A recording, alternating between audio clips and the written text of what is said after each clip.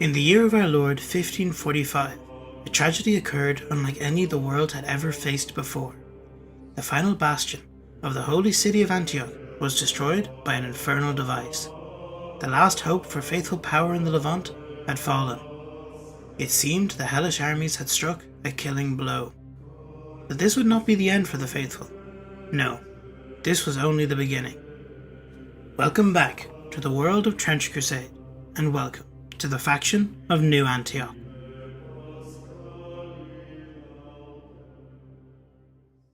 If you have watched my video on the overall world and history of Trench Crusade, you know a bit about the factions already. As I said in that video, that was only a taster. In this one, we will be taking a greater look at the strongest faction of the faithful forces, the bastions against the heretics and the hellish, the Principality of New Antioch. After the devastation of the original city of Antioch, it seemed all hope for resistance in the Middle East was lost to the faithful forces. But the faithful saw the importance of the home of hopes. The faithful never gave up their positions in the ruins. Despite the fact the city had been all but annihilated, the warriors of Antioch fought on in the rubble, pushing heretics back time and time again. Despite the overwhelming forces facing them, and the demonic essence emanating from the pit the demonic device had left, the warriors held their ground. Even as mighty Constantinople was overrun by the damned legion of Chimerus, Marquis of Hell, the garrison of Antioch remained resolute in their defence. The city of Antioch was always the first line of defence and the last bastion of the faithful's strength in the Levant. Since the year of 3 battles 4 centuries before, it had withstood the wrath of the devil's servants. It was the symbol of divine strength against those who wished to throw the world into darkness. This symbol could not fall, and with the heretics' advancement into the Balkans after the fall of Byzantium, a decision had to be made by the faithful forces. This led to a decision that would change the world and set in motion the events that would affect the very foundations of history, the Sword Congress of Vienna. In the year of 1559, the Sword Congress of Vienna took place. This was the meeting that decided the fate of Antioch. Since the heretics were pushing into the Balkans further and further, they had to make a decision to send reinforcements to the front there, or whether resources would be better used to help the fighters that still held out in the ruins of Antioch. Not only were they impressed by the resilience and fortitude shown of the Antioch garrison, but it was also a key stronghold, the last inside the Levant. However, the real reason they decided to put their faith in Antioch was its symbolic meaning. A city that even when pushed to the brink, even after annihilation, never bent its knee to the forces of hell. Thus, it is no wonder that in the year 1559, the Sword Congress of Vienna agreed to rebuild and fortify the city. This was a colossal effort and involved countless workers, engineers, and supplies from Europa, the Mediterranean, and African dominions, as well as endless reinforcements to hold the line as Antioch was rebuilt. For decades, thousands fought and died to hold back the tides of demons and heretics with the hope of saving Antioch and establishing a new stronghold for the faithful. And 5 decades after the destruction of Antioch, in the year 1595, construction of the walls was finished and the fortress city of New Antioch was completed. This was the strongest fortress city ever built, and to this day it remains the key front and most important faction for the faithful forces. As was decreed in the Sword Congress of Vienna, a yearly tithe is sent to the Principality of New Antioch from every faithful nation to assist the stronghold in its mission to drive off the heretic forces. This tithe, however, does not come in the form of coin. No, the tithe to New Antioch is paid in a near endless stream of food supplies, ammunition, tools, weaponry, machinery, skilled workforce, labour, and engineers to maintain the city's defence. For centuries, the city has maintained its power despite the best efforts of the hellish armies. Even when the great heretic fleet was unleashed in the year 1666, beggaring their port and capturing Gibraltar and cutting off supplies to the city, they held strong. As they perished from the plagues of the Black Grail, they held strong. As the secret weapons of heretic submarines destroyed their supplies and thousands starved, New Antioch held strong.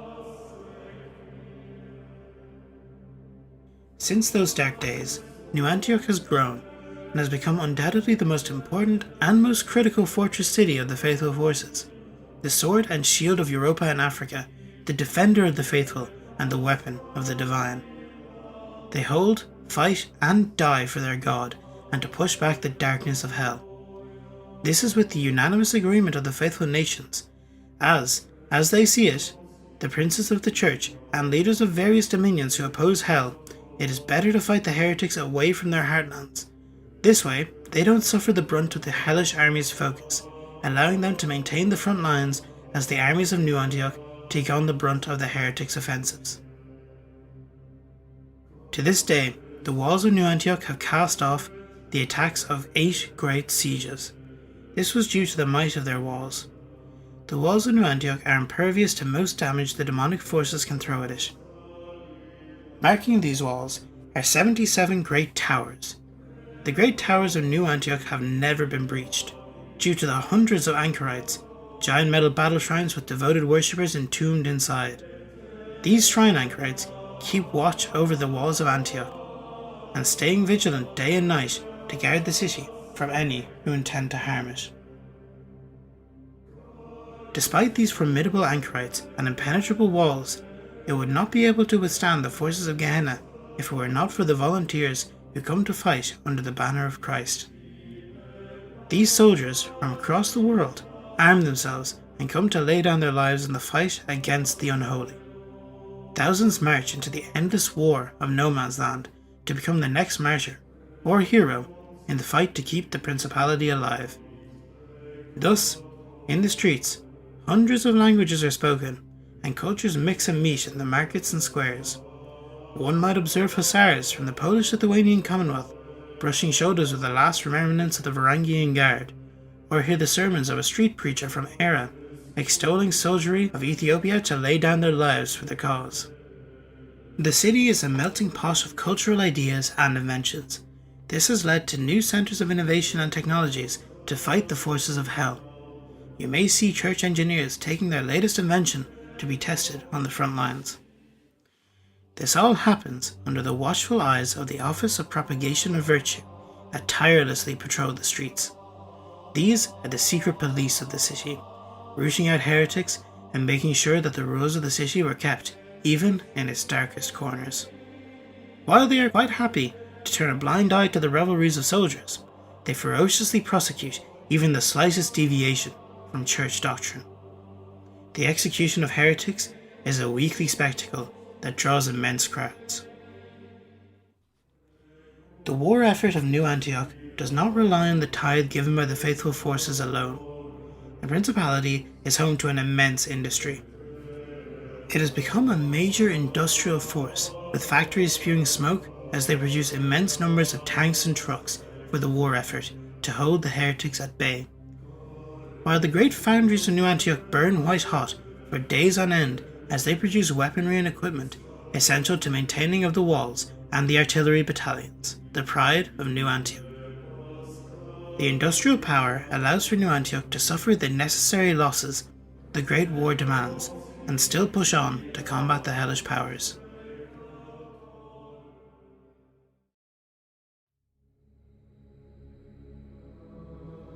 There are many secrets held within the depths of the great city, some more dark than they appear. The techno laboratories of New Antioch hold countless experiments with twisted results and gruesome tests.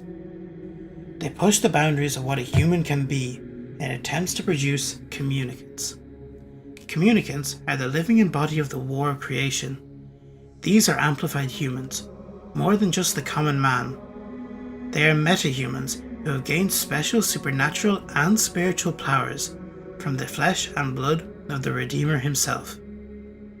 These superhuman communicants allow the forces of the faithful to match the twisted abominations that arise from Gehenna. Thousands of workers give their lives in horrific accidents and overwork each year, and great statues celebrating their sacrifice stand around the city to remind the faithful of the cost of the war against hell. Despite all these preparations, it is a grim reality that New Antioch could never withstand the full onslaught of the combined heretic forces. Despite its help from each faithful nation, and no matter how many volunteers answer the call, the forces of hell will always outnumber the faithful. As unlike them, when a heretic dies, another will take his place. And unlike the faithful, the demons from hell have the infernal devices and darkest of magic to push the faithful back. With the countless demonic reinforcements that spew from the Hellgate, it would not be long before the principality fell. However, the bastion maintains its position in major part thanks to the constant infighting within the forces of hell. The ferocious and bloody internal conflict amongst the devils allows the principality to stand to this day. The archdevils of the court of hell are always playing in bids to increase their demonic powers, rising and falling in a constant battle for dominance.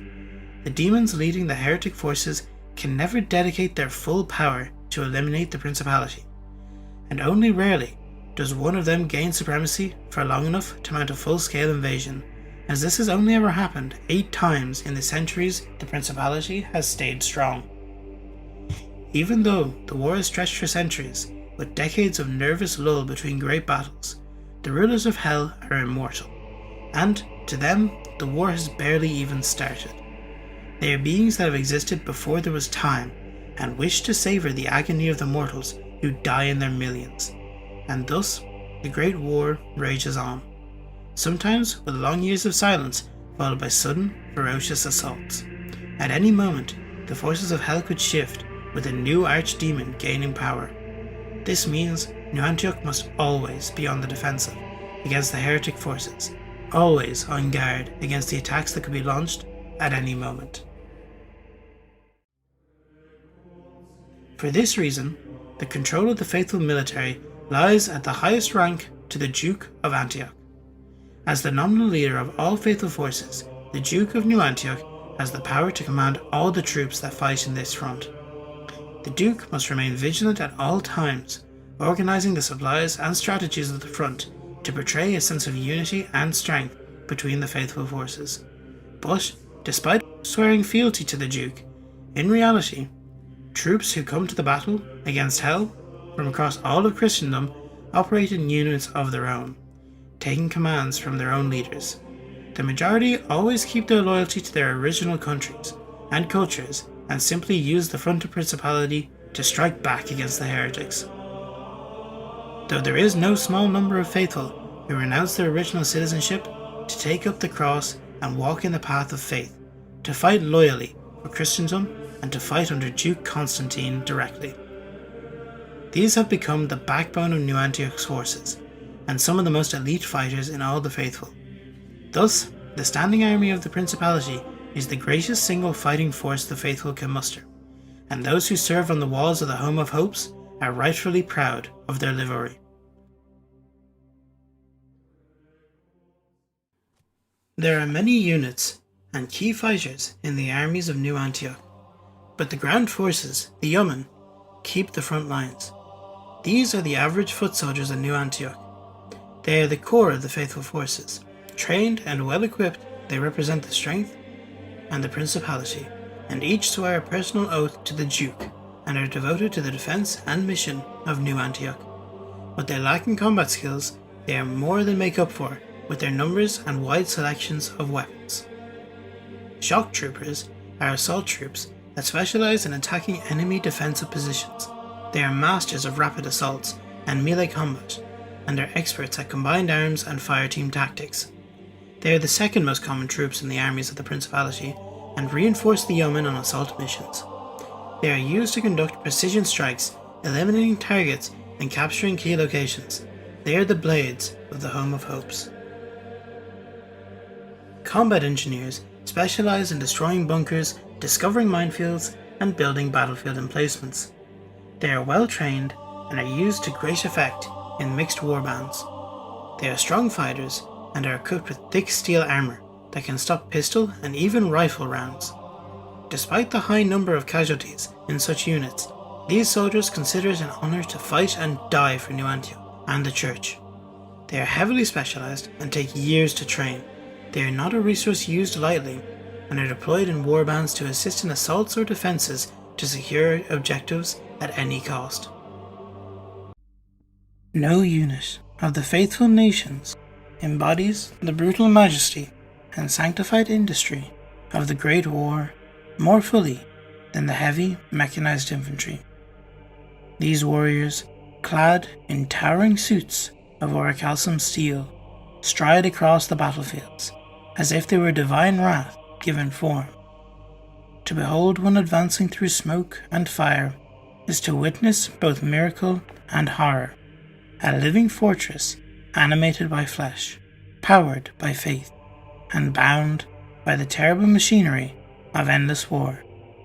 They are soldiers, symbols, and sacrificial offerings to the altar of victory.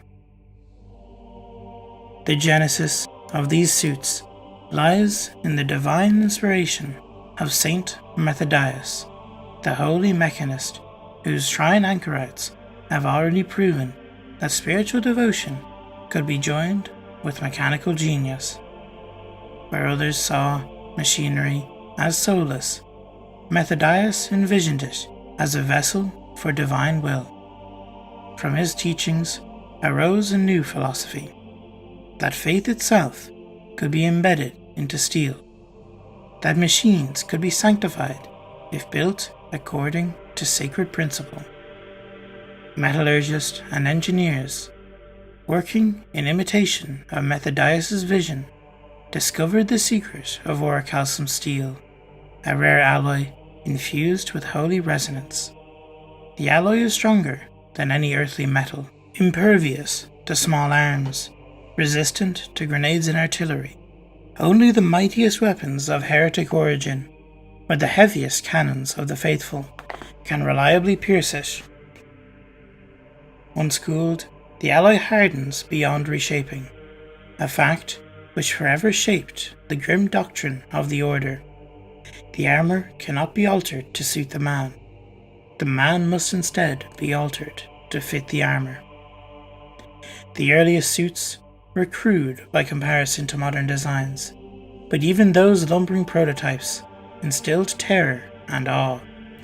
Refinements followed swiftly.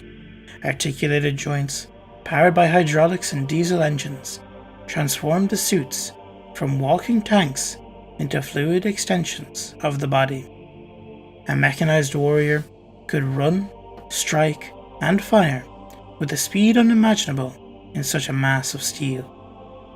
To don such armour was to transcend ordinary humanity, to become a sanctified engine of destruction.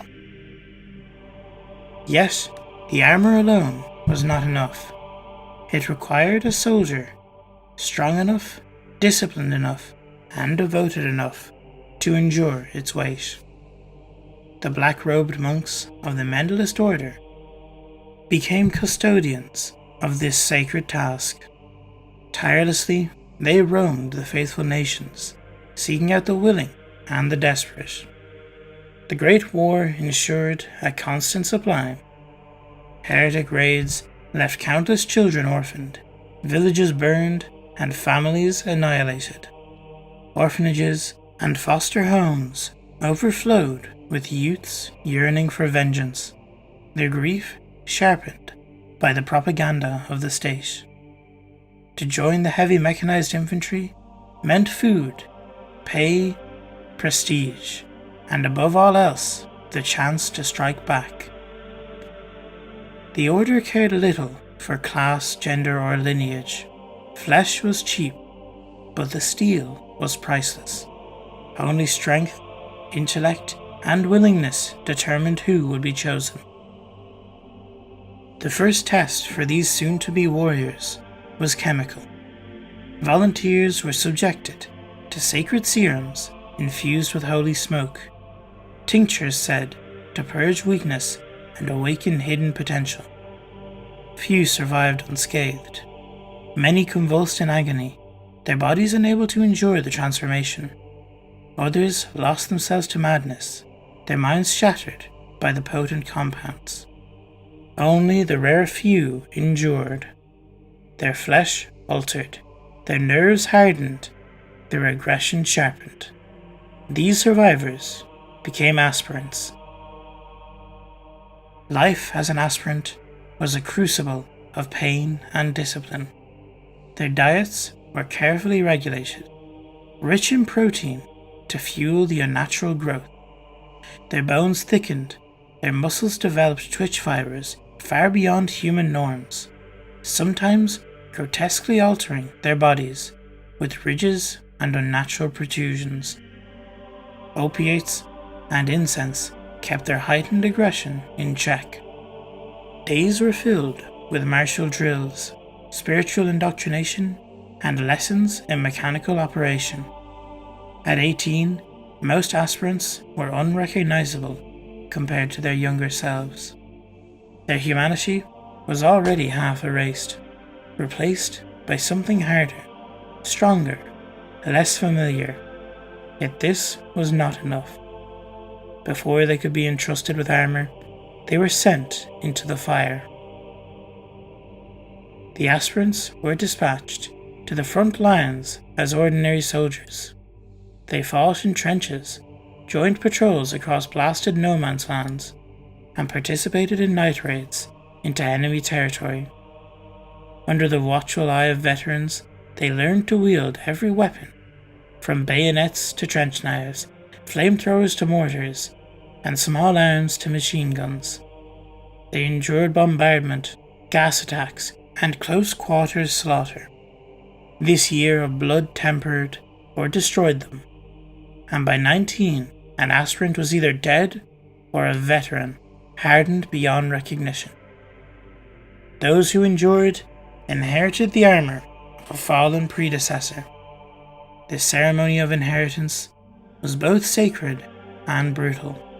Since the suits could not be reshaped, the soldiers' bodies must alter to fit.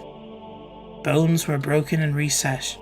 In some cases, amputations were required to wield weapons whose recoil would have shattered natural limbs. Prosthetics, crafted by the artificers of the Sultanate, were grafted into their bodies, marvels of steel and engineering, capable of withstanding the rigours of battle. Thus the flesh was made subordinate to steel, until man and machine were one. Once clad in their mechanized suits, the soldiers became avatars of destruction. They were deployed at the points of greatest danger, where enemy lines were strongest, where defences threatened to collapse, or where victory or annihilation hung in the balance. The doctrine of New Antioch emphasized their role as armoured spearheads. Mechanized infantry advanced under storms of fire, their heavy weapons tearing through fortifications, while shock troopers swept in to clear survivors. Other nations adapted the suits differently. England, fearful of coastal invasion, developed monstrous super heavy variants that served as walking fortresses and coastal batteries. The Sultanate, masters of prosthetic artifices, integrated augmentation deeply into their doctrine, fielding warriors whose limbs were almost entirely mechanical, armed with exotic weapons unseen in the West. Specialized units arose as well. Some suits were outfitted for trench raids, carrying heavy shotguns or flamethrowers for brutal close-quarters fighting. Others bore massive ballistic shields of layered orichalcum and armoured fibre, advancing as walking bulwarks to shelter infantry. Anti-tank specialists wielded massive ordnance designed to pierce enemy armour. Each variant expanded the tactical possibilities of mechanized warfare. Their effect in battle was legendary. Heretics, too, came to fear them deeply. Captured enemy diaries described mechanized soldiers as iron saints and unbreakable demons, entities so terrifying that entire companies fled at the sight of their advance. The psychological effect was as valuable as their physical power, for they turned battles before the first shot was fired. By 21, most heavy mechanized infantry soldiers were decorated heroes, their exploits celebrated in hymns and propaganda. By 30, The rare survivors became living legends, often recalled to the households of dukes and kings. These veterans are entrusted with experimental armors, including the fabled flying suits said to mimic the angels of heaven, their banners bearing the device of the Holy Lance itself. These are the personal honor guard of Duke Constantine XI, wearing armor much like his own. Yet beneath the glory lay a heavy toll. The transformation scarred the mind as much as the body. Many soldiers felt estranged from their own forms, uneasy when outside their suits. Whispers and stares followed them in public, reminders of their monstrous alterations. Some withdrew entirely, rarely leaving their armor, preferring the company of comrades who shared their fate. The tradition of war names reflected this loss of self. Upon donning armor, each soldier abandoned their birth name, taking instead the name of the first warrior to wear the suit. The given names survived only on dog tags or in the memories of close friends. The practice honored the chain of sacrifice, but it also erased individuality, binding each soldier to the war more completely than blood or oath ever could. When a mechanized warrior fell, recovery of the suit was paramount. Specialists tracked vehicles, braved artillery fire to retrieve the armor from no man's land. The body was stripped from the shell, interred in mass graves named for the first wearer of the suit. Their birth names were etched into bronze plates, stored in chapels across the faithful nations. Over time, these collections grew vast, entire vaults filled with names slowly devoured by verdigris, forgotten even as the war consumed more. Yet amidst the anonymity, stories persisted. In the barracks of St. Michael in New Antioch, soldiers whispered of Duke Constantine XI. Each All Souls' Day, it is said, he walked in disguise into the Chapel of Remembrance, reading aloud the names of his fallen household troops and praying for their deliverance. Whether truth or mere legend, the tale offered comfort, the belief that someone still remembered, that their sacrifices were not wholly swallowed by oblivion.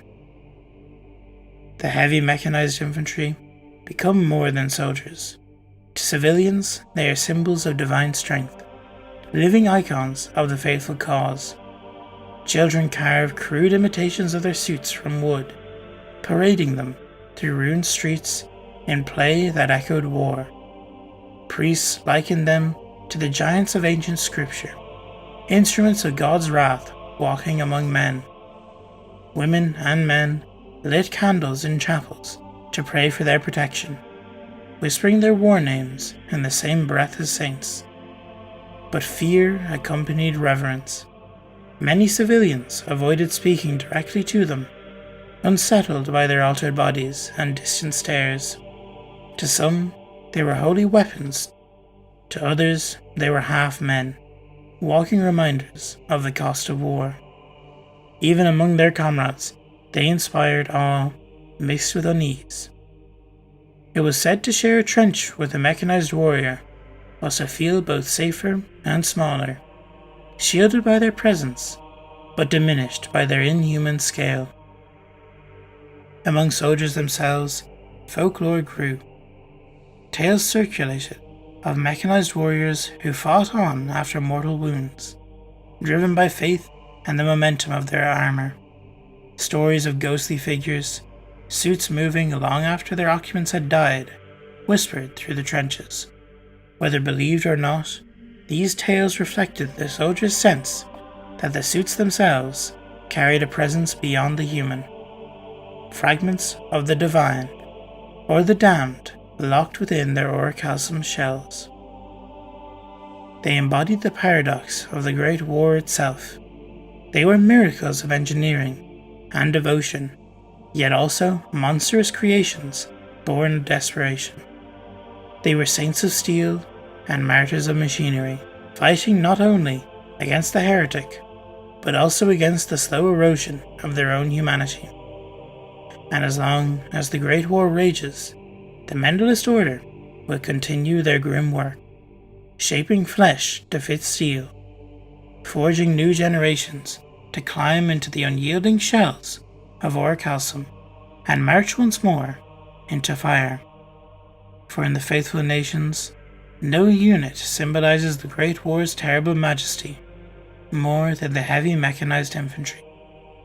They are the walking relics of a war without end, at once the saviors and the sacrifices of mankind. The Sisters of St. Cosmas, also known as combat medics, are a highly trained, elite medical corps who specialize in battlefield first aid and surgeries on the front lines. The Sisters take a modified Hippocratic oath that compels them to help any wounded soldiers of the faith, no matter how dire the circumstances are, as well as dispatching heretics and other enemies they find in the battlefield, without pity or mercy. Armed with a combat surgical knife that doubles as a misericordia, they are so equally adept at saving lives as taking them from those they find lying wounded in no man's land. They carry medical kits with a plethora of battlefield drugs that are especially useful for nullifying the pain of even the ghastliest wounds and getting soldiers back on their feet and back into the fray, even if just for a few moments, so they can accomplish their mission or die trying. Lieutenants are the leaders of the war bands. They are tasked with upholding the unity and perseverance of the front lines. They display unwavering loyalty to the Duke and the Principality. There are several ways to become a lieutenant, but the most common is that of a favourite noble's son or daughter, or a particularly impressive soldier who gained their rank by impressing their superiors with their exceptional strategic acumen and audacious bravery. They are in charge of keeping supplies for their troops, which often means scavenging the battlefield for fresh ammunition and rations. They are the first level of leadership and logistics of the Principality.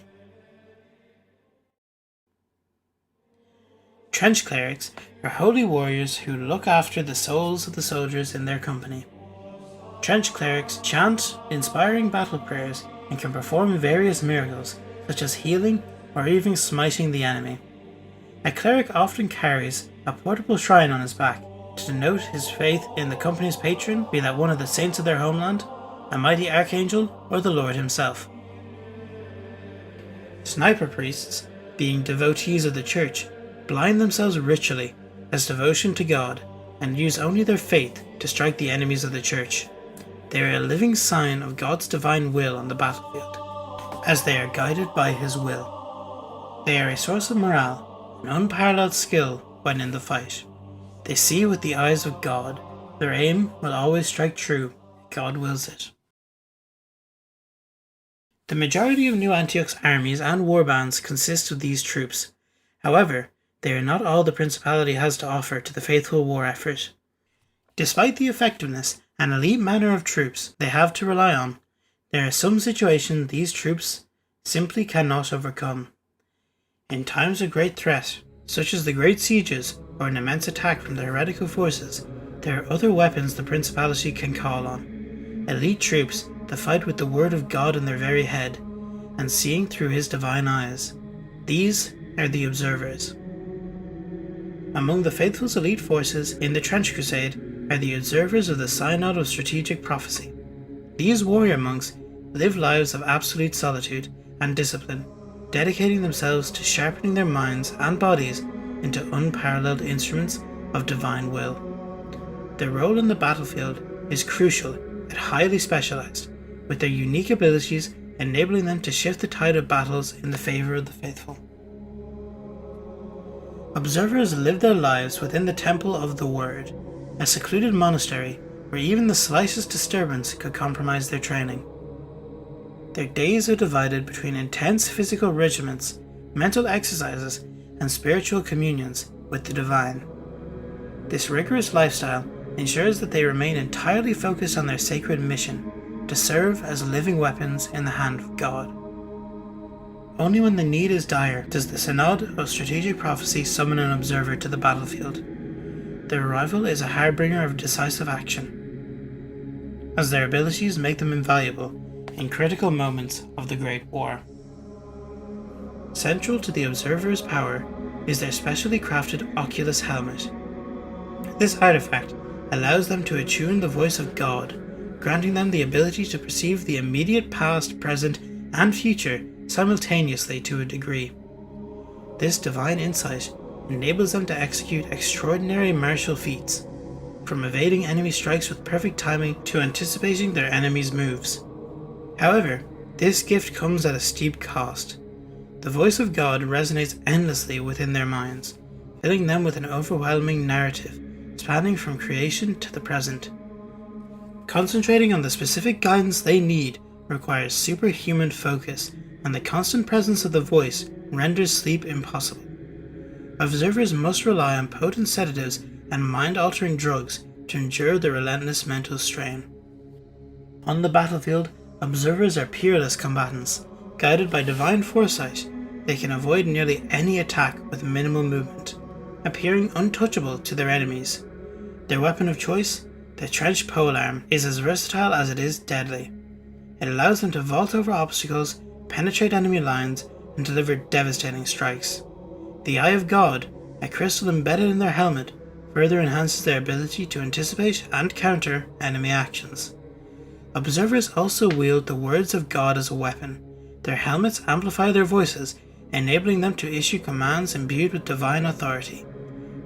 These commands compel friends and foes to obey, albeit briefly, allowing observers to manipulate the battlefield with precision. This ability, however, requires intense focus and can fail if their concentration is disrupted. Despite their exceptional abilities, observers are not invincible. A momentary lapse in judgment or concentration can sever their connection to the voice of God, leaving them as vulnerable as any other soldier. Additionally, the mental toll of their role is immense. The constant echo of divine words often drives them to the brink of madness, and many observers endure heavy sedation to maintain their composure. Observers are also profoundly isolated. Their unique connection to the divine makes ordinary human interactions nearly impossible. Most will never leave the Temple of the Word, except for battle, and they often return deeply scarred by their experiences. The price they pay for their service is steep, but their faith and discipline sustain them in their role.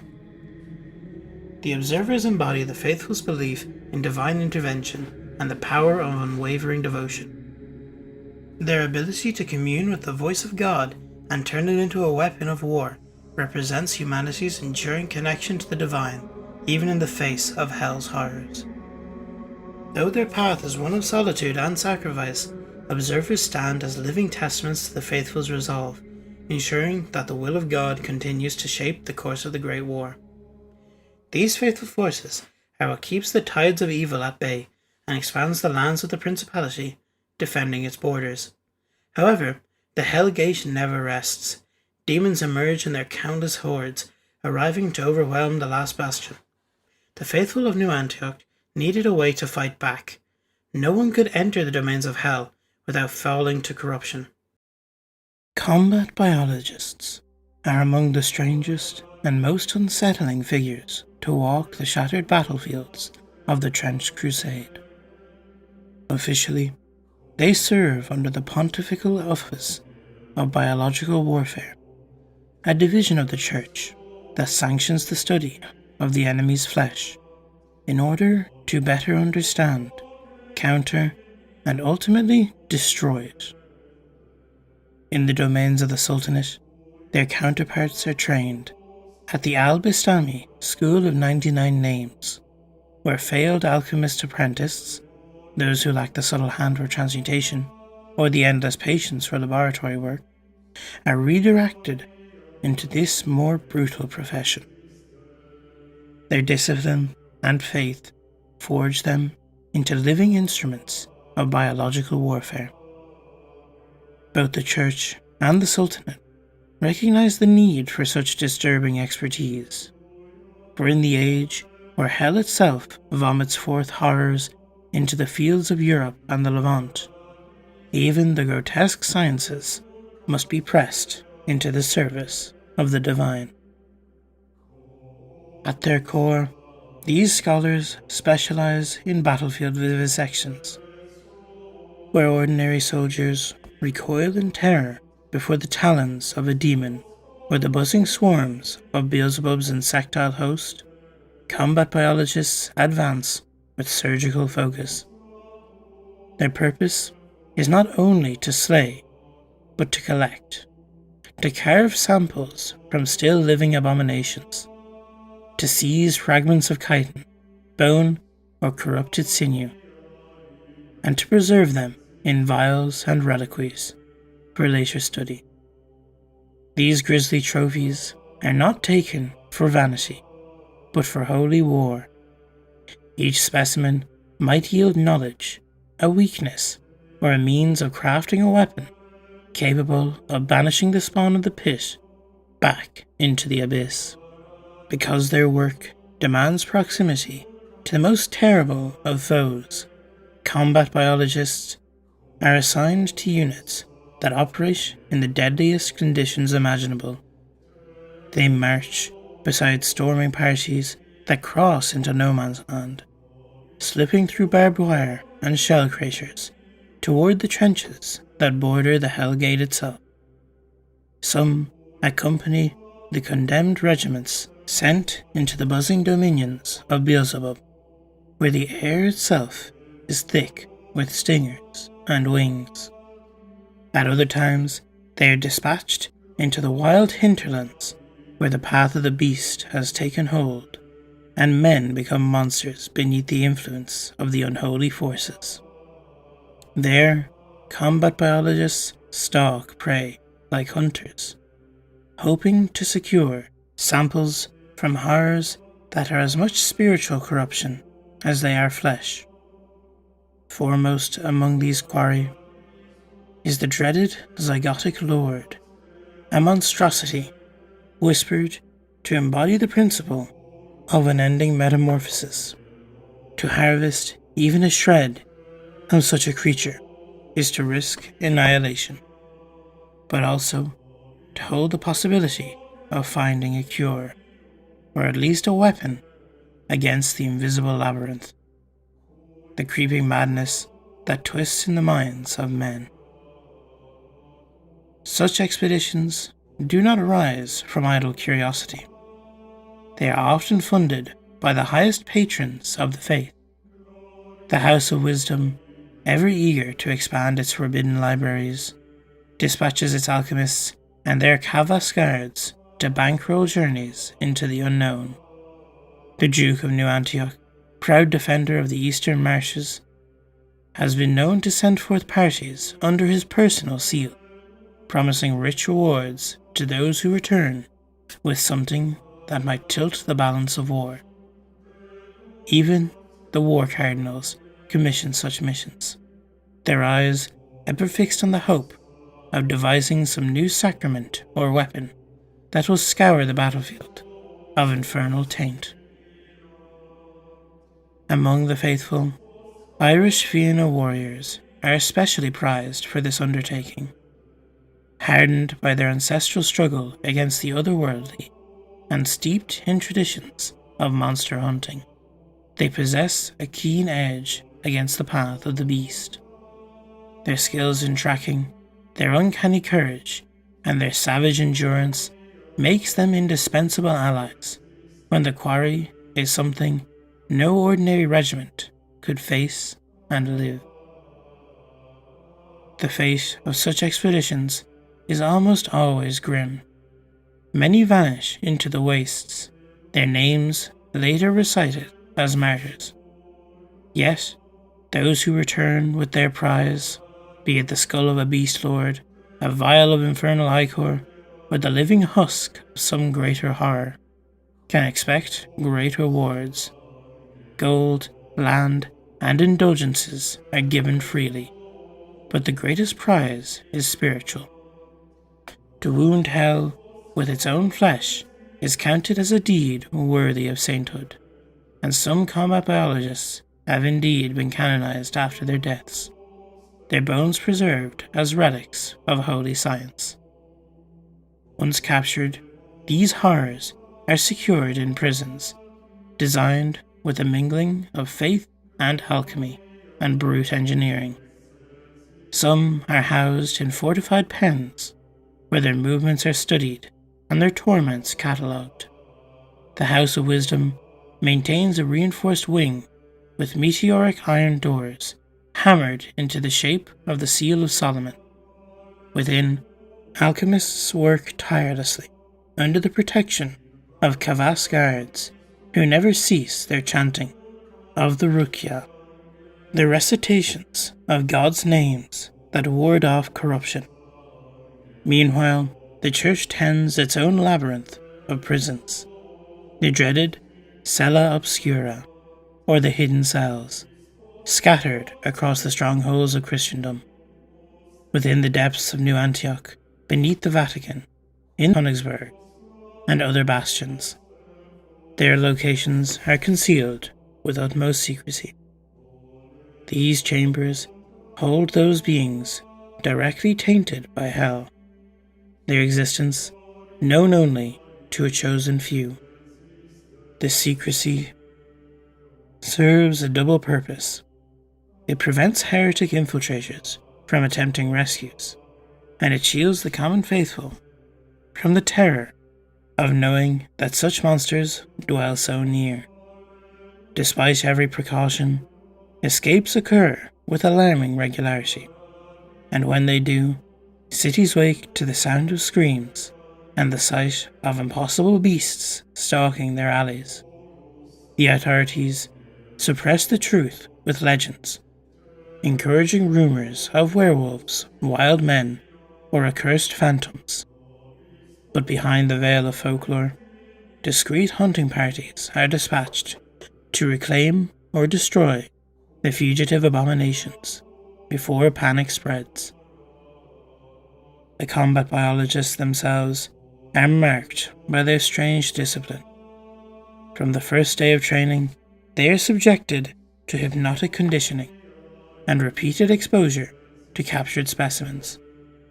Where ordinary soldiers break down in terror before the howling of a demon, combat biologists learn to enter a trance of cold calculation. Their minds, stripped of ordinary fear, burn with fanatical focus. In battle, they move as if guided by unseen hands, seeking the vulnerable places in a monster's anatomy, driving home their blows with surgical precision. Their weapon is the vivisector, a polearm whose blade gleams with both surgical steel and brutal efficiency. The vivisector is not a mere tool of killing. It is a fusion of a scalpel and a halberd, its edge steeped in concoctions of alchemical venom and consecrated oils, and biological agents harvested from the enemy itself. To be struck by one is to suffer more than a wound. It is to be unmade, as the very corruption that fuels a demon's existence is turned against it. Thus, the combat biologists stand as a paradox within the armies of the faithful. Both healers and torturers, scholars and killers, priests of knowledge and butchers of flesh. They embody the desperate truth of the Trench Crusade, that in order to defeat hell, mankind must sometimes adopt methods that tread perilously close to damnation. Their laboratories are carnal houses, their scriptures written in blood and ichor. Yet their purpose remains holy, for in this war without end, every secret wrested from the enemy is another step towards salvation. A cloying fog of incense hung beneath the frescoed dome of the Paladin's arming chamber. Monks crowded the galleries, chanting prayers while they monitored the screeds of data being spit out by the gilded auto-scribes. On the floor, technicians clad in sanctified bodysuits, impermeable to sin, hustled about their machines, lighting candles, refilling tanks of chemical reagents, tweaking knobs and faders. When the huge doors to the Paladin's adjoining cell opened, silence fell, and everyone in the arming chamber sank to their knees in reverent adoration. The unmistakable ethereal scent of angels overpowered the odours of frankincense and ozone. The Paladin entered, head bowed, hands folded in prayer. The gigantic man was naked, and all in attendance averted their eyes from the radiance of holiness reflecting from his scarred skin. The faceplates of the technicians darkened as the glass polarized. They rose to their feet and set about their tasks. The Paladin took up position in the centre of the room and knelt in the mosaic of the militant Christ the Lion. First the technicians bathed him in holy water and anointed him in the conductive oils. They swabbed out his input jacks with squared version of cotton and tested their throughput with crucifixes. Once all were satisfied, they logged their readings and called for the Paladin's armour to be brought in. Doors opened, and blinded, gelded serfs, themselves clad in insulated suits, wheeled out carts upon which the various pieces of the Paladin's armour were arrayed. The plates had been cleansed and fumigated and sanctified multiple times, but not even the sturdiest alloys and plastics could long resist the corrosive energies of the pit. The ornate armour was terribly rusted, and some pieces were slated to be reforged, but until the Holy City was liberated, there was no way to acquire any more of the Gothic tektites used in the machining process. Ultimately, though, the armour was just a second line of defence. The Paladin's own Christ-derived body and unshakable faith were what truly protected him on his one-man crusade into perdition. While the technicians were connecting the plates of armour to the Paladin's neurologics and mounting them on his implanted undercarriage, a tall screen was wheeled over to the warrior, and the three-dimensional projection of a cardinal general, dressed in the red and black chasuble of a high exorcist, flickered to life. He spoke. In the name of the Father, the Son, the Holy Spirit, and the Council of Saints, in conjunction with the Synod of Strategic Prophecy, has charged you to descend into the third circle, to this day, to seek out and destroy the demon major Choronzon, Lord Mechanic of the Goetic Forge under Archduke Paiman. It shall be done, the Paladin replied, in a soft, almost boyish voice. The Cardinal General's icon then vanished. Once the Paladin's armour was sealed and pressurized, its systems tested and cleared for operation, the attending technicians once again knelt for a final prayer.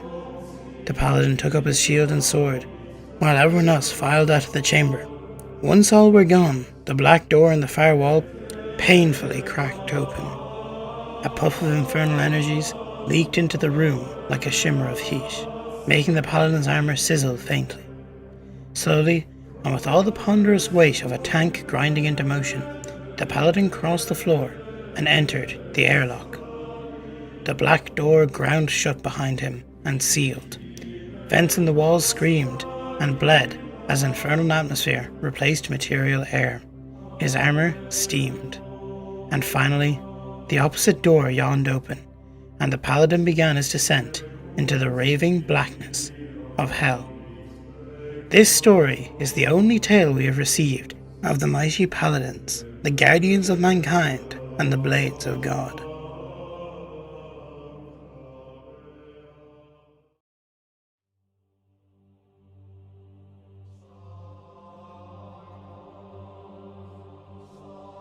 The Paladins of Trench Crusade are some of the most formidable warriors in the ongoing war against Hell. Clad in ancient and revered power armour, these towering warriors fight on the front lines of the eternal struggle between humanity and the demonic forces that seek to consume the world.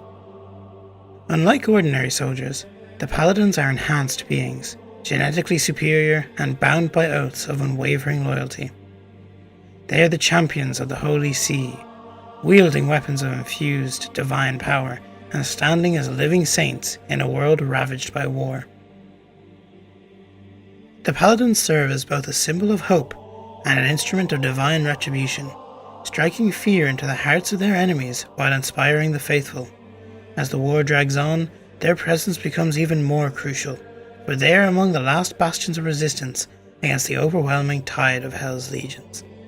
The Paladins were not born from ordinary means. Their origins lie in the desperate need for humanity to fight back against the supernatural horrors unleashed upon the world. Through sacred rites and scientific advancements, the Church created the first generation of Paladins, warriors who would be capable of standing against the nightmarish forces of Hell and even enter their domain. These warriors are not chosen lightly. Only the most devout and genetically suitable individuals are selected to undergo the rigorous transformation that will forge them into Paladins. The process itself is grueling, involving intense physical augmentation, spiritual conditioning, and combat training that surpasses that of any ordinary soldier, or even those of the likes of observers or communicants. Those who survive emerge as beings greater than men, but still bound by the divine authority of the Church. The selection process is as much a test of faith as it is of physical ability. Candidates must endure countless trials, proving their unwavering dedication to the cause before they are even considered for transformation. Many perish in the pursuit of paladinhood. Unable to withstand the immense demands of their training, only the strongest, both in body and soul, emerged victorious, ready to take up the mantle of the Holy See's most elite warriors. The Paladins are deployed in some of the most dangerous and critical battles of the war. They lead crusades into hell-touched territories, stand firm against demonic sieges, and conduct high-risk operations that ordinary troops could never hope to survive. Their primary objective is the eradication of demonic forces, often requiring them to engage in prolonged combat against some of the most powerful beings in existence. Paladins are known for their ability to fight for extended periods of time without rest. Thanks to their superior physical enhancements and deep reservoirs of faith, their combat prowess allows them to wade through entire battalions of demonic forces, cutting them down with their massive, consecrated weapons.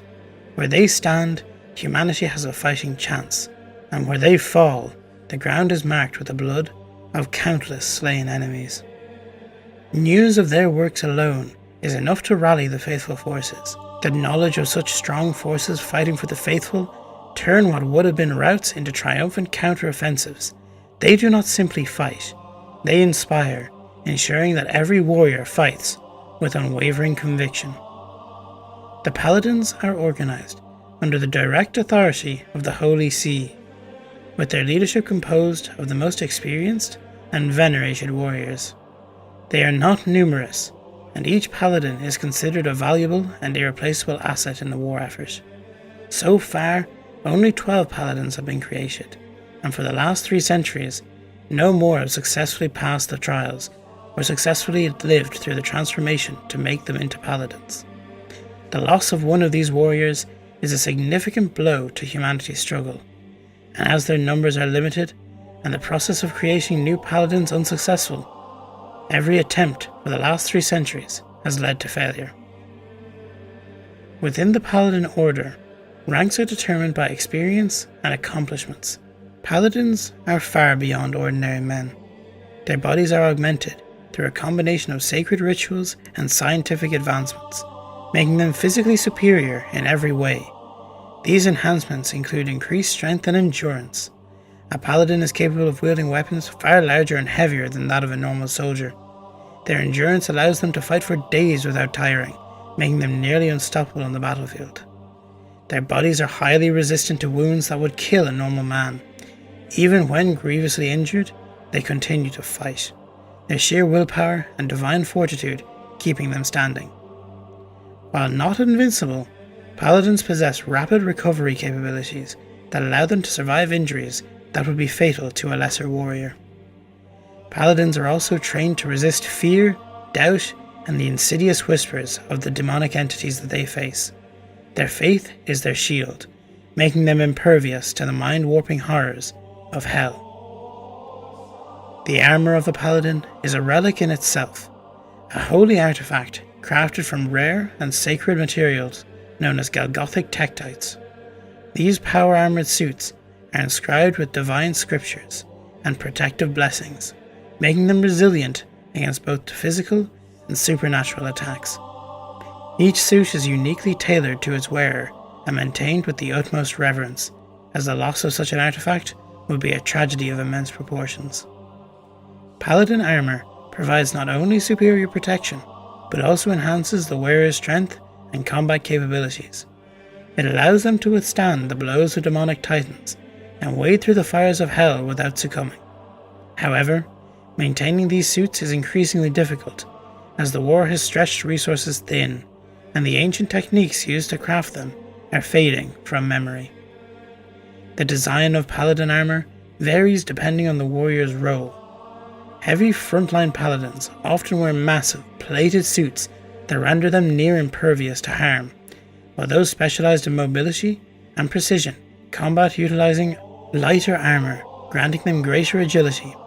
Despite these variations, all paladin armor shares one common trait: its ability to channel and amplify the divine energy of its wearer, making it more than mere metal and circuitry. Paladins wield weapons of immense power, each infused with holy energy and designed to obliterate demonic entities. Forged from the same Golgothic tektite as their armor, it is resistant to the fires of hell and brutal and effective weapon against any demon they cross paths with. Originally, there were 12 paladins, but now only 9 remain. 2 have fallen in battle, and it is rumoured that 1 has turned traitor, though the Church vehemently denies such slander upon pain of death. Despite ceaseless efforts, the Holy Mentalist Order have been unable to produce even a single new paladin in the last 3 centuries. One paladin, Paladin Engelier, perished in a fight against the first of the great Grail hegemons. They vanquished the foe, but sadly fell in battle. Though the great host was defeated, it dealt just as deadly a blow to the faithful forces, with the loss of such a precious fighter. This is the only death of a paladin that we know of. The deaths of the other paladin is unknown, and the rumours about the third traitor are shrouded in much mystery. As the war drags on, the future of the Paladin Order grows uncertain. Their numbers dwindle, and the ability to create new paladins non-existent. They must rely on the fighters that they have left. With the world teetering on the brink of destruction, the questions remain. Can the paladins alone turn the tide of war, or will their sacrifices be in vain as Hell's forces grow stronger? What is certain is that as long as a single paladin stands, humanity will not surrender. Their faith is their greatest weapon, and their unyielding resolve ensures that they will fight until the last breath, until the final demon is slain, until the world itself crumbles around them. The war continues, and the paladins remain the shining beacons of hope in the darkness. Their legacy is one of sacrifice and devotion, unrelenting strength. So long as their order endures, the fight against hell will never be lost.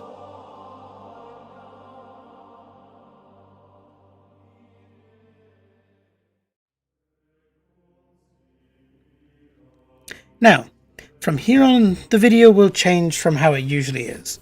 I'm no longer looking at the facts we've received from the lore primer and from the various socials from Mike and official sources, but I'm not done yet. These guys are by far the coolest things in the settings, next to maybe the hegemons, shrine anchorites, and the observers. From here on, I'll be delving into my personal theories and clues that might reveal some more about these ferocious warriors. To start with, I have 2 theories as to their historical basis. 12 is a recurring number in both history and religion, the most obvious sign of this being the 12 apostles of Jesus. This is most likely the origin of the 12 paladins, not only for their number, but also for their fates. As we know from the lore primer, 2 of the paladins have already fallen in battle. This draws similarities to the real-life deaths of 2 of the apostles. Peter and Paul were both martyred in Rome, likely during Emperor Nero's persecution of Christians around 64 to 68 AD. Peter, one of Jesus' closest disciples, was crucified upside down upon his own request, believing himself unworthy to die in the same manner as Christ. Tradition places his execution near the Vatican Hill, where St. Peter's Basilica now stands, and Paul, a former prosecutor of Christians himself, turned key missionary, was a Roman citizen, which granted him the honour of a more honourable execution, of beheading.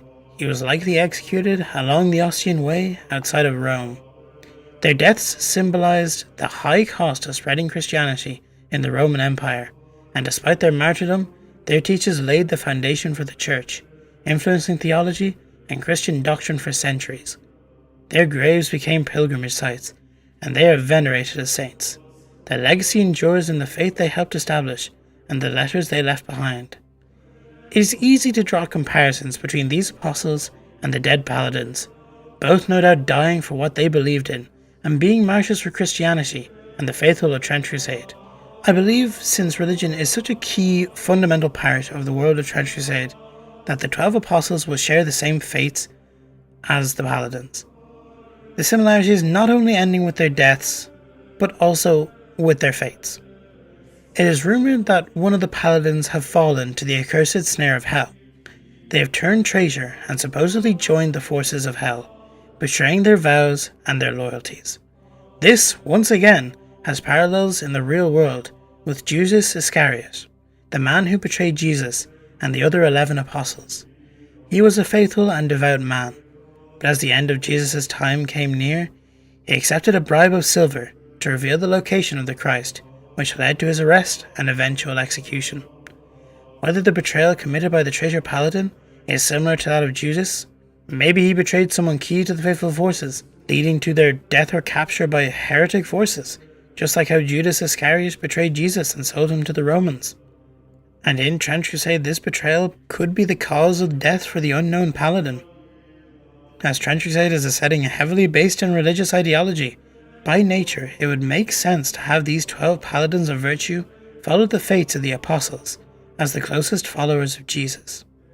However, there is also a surprisingly close match in real-world history and myth as well: the 12 paladins of Charlemagne. These were legendary fighters who defended the king Charlemagne in French literature and myth. Their fates also bring them closer to the paladins of Trent Crusade, as one, Roland, met a fate similar to that of Engellir, dying heroically in battle, followed closely by the paladin Oliver, who died alongside Roland at Roncesvalles, mortally wounded in the battle. The real-life paladins also have a story of betrayal. The paladin Ganelon, who orchestrated the death of Roland. This leads me to believe even further that the betrayal of the paladin in Trent Crusade led to the death of the unknown paladin. The paladins of Charlemagne are no doubt the namesake of the paladins of Trent Crusade, and I believe they have been mixed with both the apostles and the warriors of Charlemagne to create warriors so devout and close to Christ that they are the ultimate warriors of the faithful, as they are formed with the Metachrist blood itself. With these similarities in mind, allow me to draw a theory as to the future and the hidden past yet unrevealed of the paladins. I believe that the betrayal of the paladin is the reason that no new paladins have been created in the last 3 centuries. As we know, their process is grueling and requires the purest of Metachrist blood. I theorize that this blood, so crucial to the process, was tainted by none other than the traitorous paladin, and that this is the reason for no new paladins being created.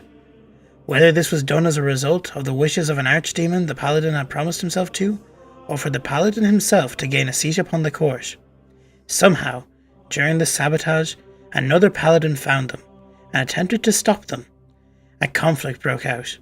Somehow, during this conflict, the second paladin fell, beaten and bested by someone they truly believed was as loyal and faithful as themselves. A betrayal of the highest order, and a blow that could never be recovered from. And after this, the traitor, escaping into hell itself, to claim their place in the hierarchy of the 7-headed serpent. This traitor, whether it was their pride or their greed for power that drove them to seek this hellish place, whatever ring they emerged in, they gained a high rank, if not the highest. They may even have gained a seat upon the council itself, becoming a head. This is simply one theory I have that explains both the cause of death for the unknown paladin and the act and source of betrayal of the traitorous Paladin. I hope that more lore is revealed soon, and whether I am right or wrong, I am excited to see which way these Knights of the Faithful go. I feel both thematically and for interesting storytelling, the traitorous Paladin being the cause of death for the unknown Paladin is probably the most likely part of my theory. It makes sense that with the historical references of Charlemagne's paladins and of course the 12 apostles, there is always a traitor that leads to a death of someone important. So it just makes sense for the traitorous paladin to be either the cause of death of the other paladin or at least some high-ranking official in the church. Now, the fact that I believe he is going to become either a very important key figure in the Hellish armies or maybe upon the court itself, to me makes sense, as the court seems to be based on the 7 deadly sins, and the only one we know that has been named to still be on the court is Mammon. Now, Mammon is the archdemon of greed, and if the paladin that is lost has a greed for power, maybe Mammon promised him something to taint the blood to stop any further paladins from being created, and that's what led to him turning his back on the faithful and going to hell to gain this place of power that Mammon has promised him. My other theory was that he is now maybe the archdemon of pride, where his pride was so great that he betrayed the order to claim a seat in the Ring of Pride under Hell, and then he rose through the ranks to become the archdemon himself.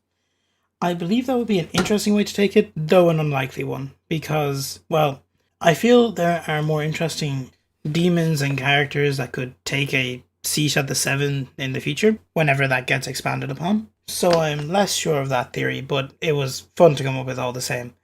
I hope you guys have enjoyed this video. I know it's a bit different to what I usually do, and if you enjoy this more or less, let me know in the comments.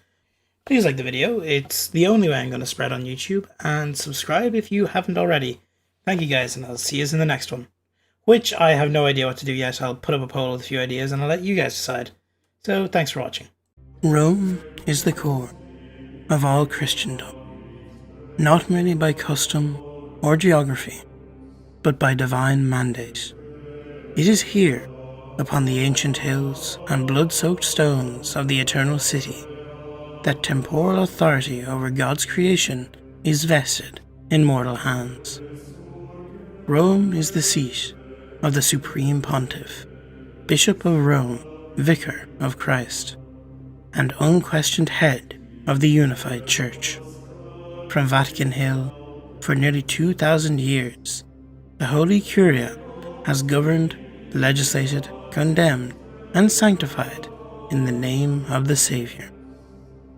Since the sundering of history at the First Crusade, remembered by the faithful not as a triumph, but as the ultimate heresy, the Church has existed in a state of unending war. The gates of hell were not merely opened, they were torn wide by human hands, and the world has never healed. Rome endures as the last uncontested axis of divine authority on earth, a citadel of faith, standing against the long, grinding advance of Lucifer's dominion. Every decree issued from the Vatican carries not only theological weight, but strategic consequence, shaping the movements of armies, the distribution of relics, and the allocation of souls to the endless struggle beyond the trenches. Each year, the roads leading to the Holy City swell with pilgrims. They come from every surviving realm still aligned with heaven, travelling by foot, cart, train or convoy, braving bandits, heretics, and worse. From distant provinces and scarred frontiers, they flow inward like rivulets of feeding vast rivers of humanity. These rivers merge upon the great highways, carrying multitudes towards the distant silhouette of Rome's hills, visible long before the city itself can be reached. The approach to Rome is not a single journey, but a sequence of thresholds, each marked by greater scrutiny, heavier fortification, and rising spiritual tension. The motivations of these pilgrims are as innumerable as their faces. Some seek absolution for sins too heavy to carry alone. Others come in desperate hope of blessing or judgment, or a final reassurance that their suffering has meaning. There are those who walk the road to Rome as penance, those who come to surrender sons and daughters to the Church's armies, and those who come simply because the world beyond the Church has become unendurable. For many, Rome represents not salvation, but certainty. In a world fractured by heresy and infernal occupation, certainty has become the rarest grace of all. As they march, prayers are spoken aloud until they lose meaning through repetition. Hymns rise and fall like the breath of a single vast organism. Catechisms are murmured under the breath, fingers tracing worn rosaries, and relics polished smooth by generations of anxious hands. Faith is the currency of the road, and it flows freely. The Church's coffers grow heavy with offering. Its ranks swell with the bodies of the devout. Rome does not merely receive pilgrims, it consumes them, transforming belief into gold, gold into armaments, and armaments into war. To the traveller, the papal states appear prosperous, even idyllic.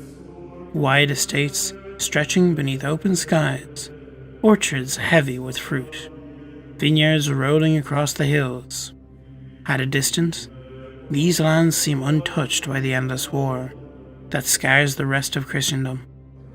Yet, such appearances are deceiving. The trained eye sees the truth. Every village is fortified, every rise crowned with stone and steel. Watchtowers punctuate the landscape like thorns, and patrols of armed horsemen ride ceaseless circuits along the roads. The rhythms of agricultural life persist, but they do so under arms, shaped by rationing schedules, militia musters, and the constant expectations of attack. These are ancient battlegrounds. Long before the birth of Christ, blood was spilled here in the name of empire and ambition. Now they serve a higher purpose. As the final bastion of God's kingdom on earth, Rome's hinterlands exist in a permanent state of vigilance. The enemy is not merely human, nor even entirely corporeal. The devils of hell probe ceaselessly for weakness, and Rome answers with walls, guns, and faith, rendered tangible through architecture and ritual alike. Every stone laid, every trench dug, is an act of theology as much as engineering. Miles from the city proper, the first true fortification rises. Vast ravelins of sloped stone and reinforced earth split the highways, forcing all travelers to pass beneath the gaze of gun emplacements. These arrowhead bastions are oriented outward, not inward. They are brutal modernization following the war of Triclavianism. What remains of Rome's medieval outskirts were torn down, its rubble repurposed into the angled curtain walls that now encircle the city in a vast, crown-like ring of stone and steel. This ring is not merely defensive, it is symbolic, presenting Rome as a martyr encircled by its own instruments of suffering. Beyond the walls, a secondary city has metastasized. Workshops, barracks, ossuaries, shrines, and mass graves press against one another in an anarchic sprawl. This is where humanity pools before passing through the eye of the needle. Mendicant monks perch atop columns and broken statues, shouting condemnation and exhortation in equal matters. Their voices hoarse from years of unceasing warning. Mounted Swiss guards force paths through the press of bodies, alert for panic, dissent, or heresy. Their presence is a reminder that Rome is not only a sanctuary, but a fortress under siege, from within as much as without. It is here, paradoxically, that the pilgrim is most vulnerable. Stampedes have crushed thousands within sight of the Holy See. Riots sparked by a rumour or revelation have left streets slick with blood. Along the final leagues into Rome stand towering wooden martyr crosses, each studded with polished bronze nails. They commemorate the fallen crusader, and by ancient tradition, each was once carved from cedar brought from the Holy Land. These crosses form a silent honour guard for the city, a forest of sacrifice, marking the cost of proximity to holiness. That tradition ended under Pope Boniface XIII, when the cost of such indulgence could no longer be justified. Now crusaders and holy orders bring their own crosses from home, bearing them across continents for pontifical blessing. They erect these symbols as a final act of devotion before marching once more towards the front lines, where most will die unnamed. Rome records their departure meticulously, but it does not promise their return. Within the walls, Rome reveals itself as a collision of epochs. Ancient basilicas stand hemmed in by tramlines and power cables. Pipeworks crawl over stone facades like parasites. Broad avenues fracture into labyrinthian alleys, interrupted by walled estates and carefully tended gardens, each zealously defended against encroachment. Here lie the embassies of all nations still bound to the heavenly cause: England, France, Prussia, Abyssinia, the Iron Sultan, and countless lesser polities. Their banners, languages, and customs clash in a constant cacophony, producing a city that feels perpetually on the verge of rapture. At every major junction stand pillars adorned with angels bearing silver trumpets. From these, official proclamations are delivered in holy days and during crises. The voice of the Supreme Pontiff, carried by the miracle of telegraphy, that such measures are required, speaks to the age. Faith alone no longer suffices to bind Christendom together. It must be reinforced with wire, signal, and surveillance. The Holy Curia has adapted, becoming a labyrinthian bureaucracy as vast and impenetrable as the city it governs. For over 20 years, the Vatican itself has been closed to the laity. Since the catastrophe remembered as the Broken Trinity on St. Peter's Day in 1894, access to Vatican City has been restricted to attested clergy and their retinues alone. The faithful grumble at this exclusion, and not without cause. It was, after all, Cardinal Grant, a traitor within the Church, who knowingly smuggled death commandos into St. Peter's Square. Even the Swiss Guard, fighting to the last, could not prevent the assassination of Pope Boniface XVI upon the very steps of the episcopal throne.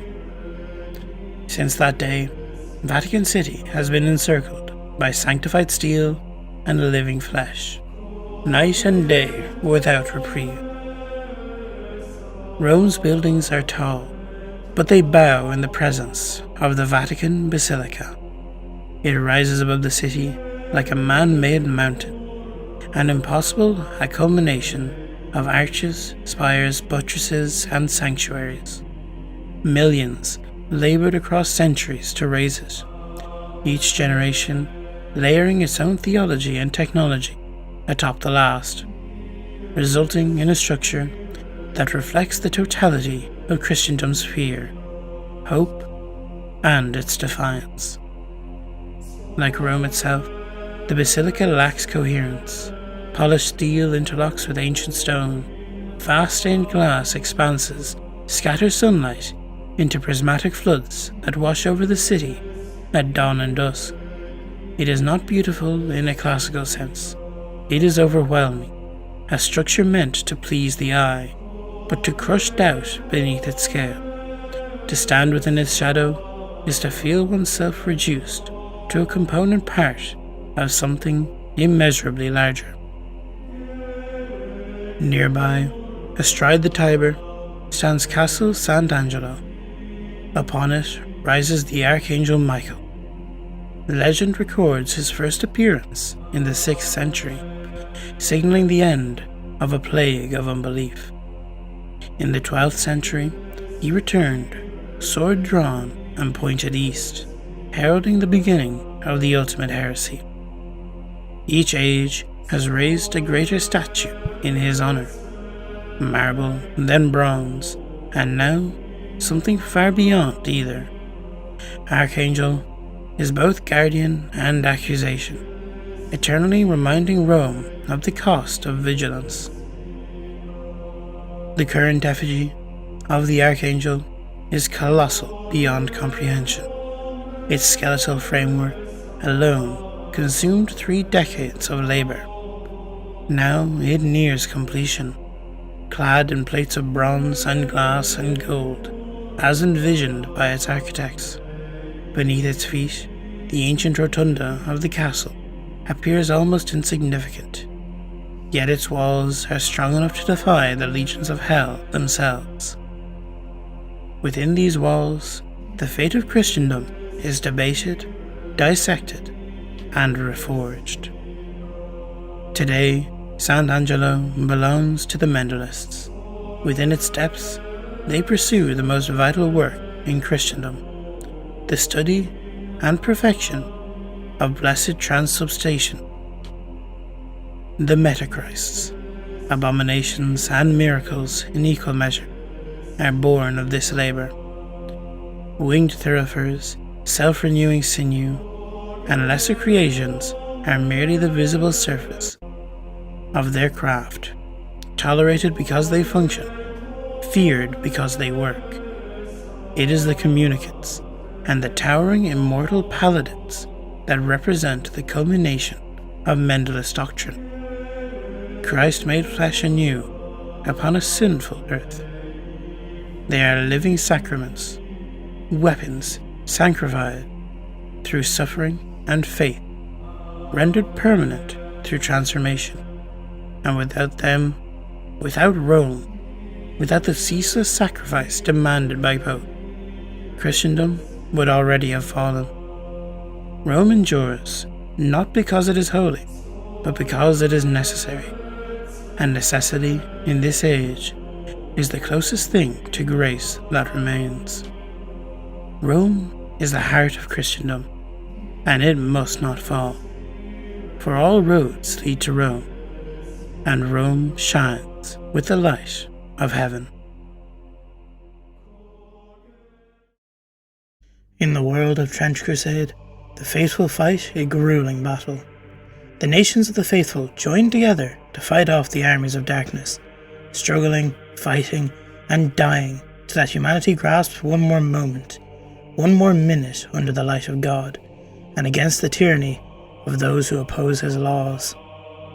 Of these faithful factions, one stands out, a spear forged in iron, a state whose soldiers know no equal, whose bravery knows no bounds. The soldiers of the Free State of Prussia. Their tradition of soldiery and stalwart Prussian bravery have truly made them a state of blood and iron.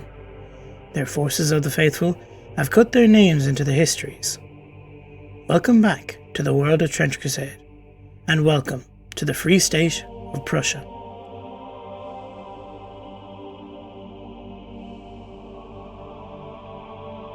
The heretic trenches are more than just defensive fortifications. They are death traps, laced with semi-sentient barbed wire that tightens and constricts around the foolish or unlucky who stumble into its grasp. The battlefield is a killing ground, constantly scoured by the unrelenting bombardment of artillery witches, while death commandos prowl the wreckage, ensuring no survivor crawls back to friendly lines. The enemy's pyramid-shaped pillboxes and reinforced casements have withstood countless charges, cutting down waves of faithful troops with merciless machine gun fire and infernal artillery barrages.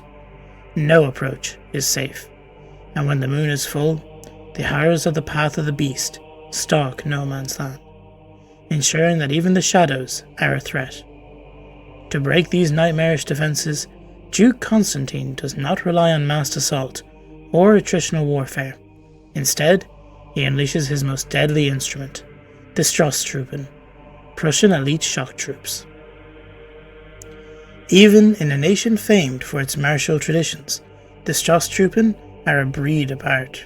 Selected from the most experienced mountain troops, veterans of the brutal northern campaigns, and the finest combat engineers and sharpshooters, they are the Duke's spear, piercing the enemy's lines so the reserves can pour through.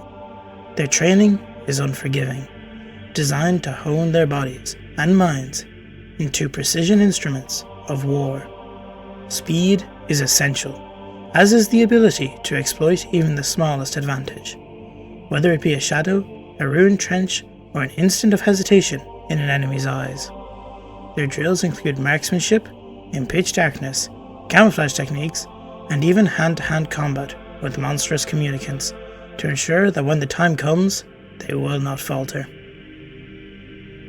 Yet, physical prowess alone is not enough. The most vital trait of a true Strasstruppen is a soul forged in iron. To fight the armies of the damned in brutal melee combat requires more than skill.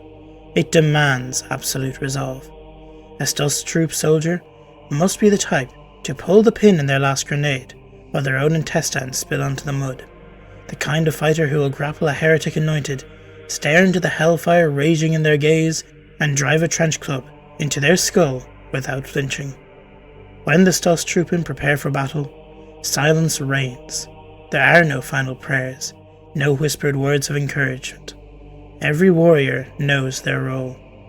Their tactics are rehearsed to perfection, and communication is conducted through hand signals alone. The battle begins with suppression fire from heavy weapons, forcing the enemy to take cover. Then comes the charge across no man's land, a lightning-fast advance under the cover of flamethrowers, which scorch the entrenched defenders. Grenades arc through the air, raining destruction upon dugouts, bunkers, and gun emplacements. The assault teams spread like an eagle's wing, each squad working in deadly unison to clear the trenches, sever communications, and eliminate enemy reinforcements before they can rally. In the chaos of close quarters combat, Strasstruppen wield a brutal array of weapons: daggers, trench clubs, entrenching tools, and automatic pistols, but their true favourite is the grenade, which they carry in vast quantities to clear strongpoints, loopholes, and bunker entrances with merciless efficiency. For ranged combat, submachine guns and pistols are their primary choice, often modified with the extended magazine to sustain them through the frantic, ammunition-draining intensity of trench warfare. Their uniforms are as practical as they are deadly. They wear sturdy mountain boots and leather-reinforced uniforms, protecting them from barbed wire and enemy blades. Unlike standard foot soldiers, their armour is woven with high concentrations of orichalcum, making it light yet resilient, allowing for greater mobility without sacrificing protection. Even their Pickelhaube helmets have been modified. The iconic spikes are detachable, as experience has shown that such decorations make it far too easy a target on the battlefield.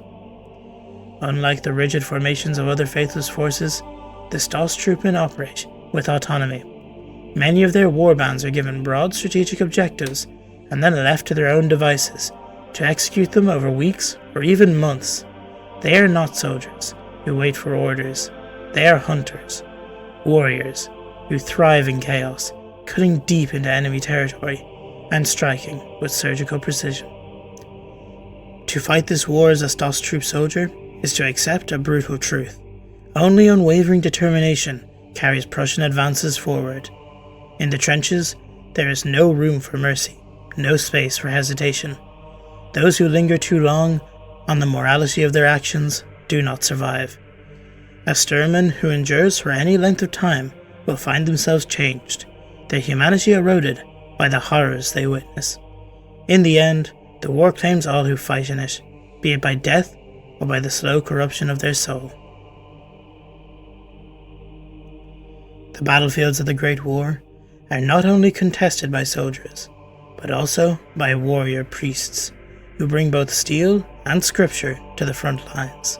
Among them, the Militärgeschlecht of the Free State of Prussia stand apart, battle-hardened trench clerics trained to combat the heretic legion sorcerers and unholy priests.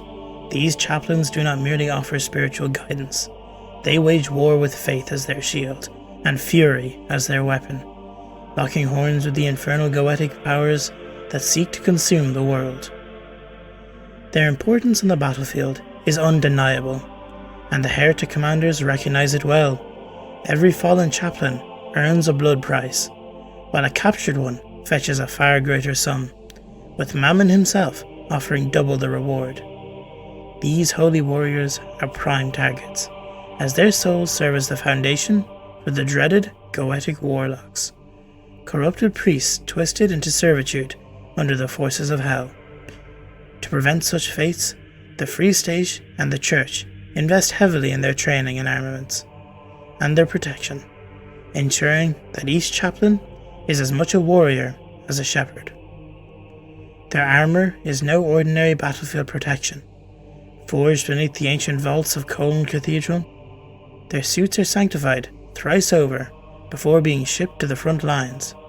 Inspired by the knightly armour of old, these masterfully crafted suits do not merely serve a practical purpose, but also act as a symbol of unwavering faith for the troops who march beside them.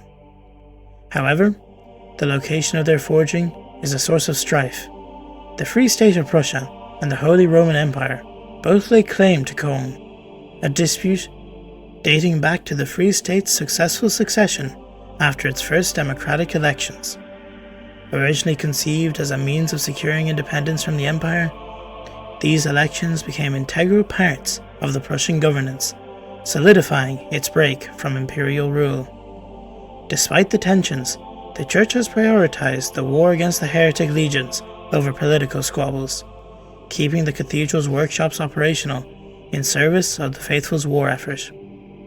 Beyond their armour, these trench clerics wield a terrifying arsenal of holy devastation. Their sacramental grenades are filled with a lethal mix of myrrh, hemlock, and burning incense, fused with the classified chemical agents.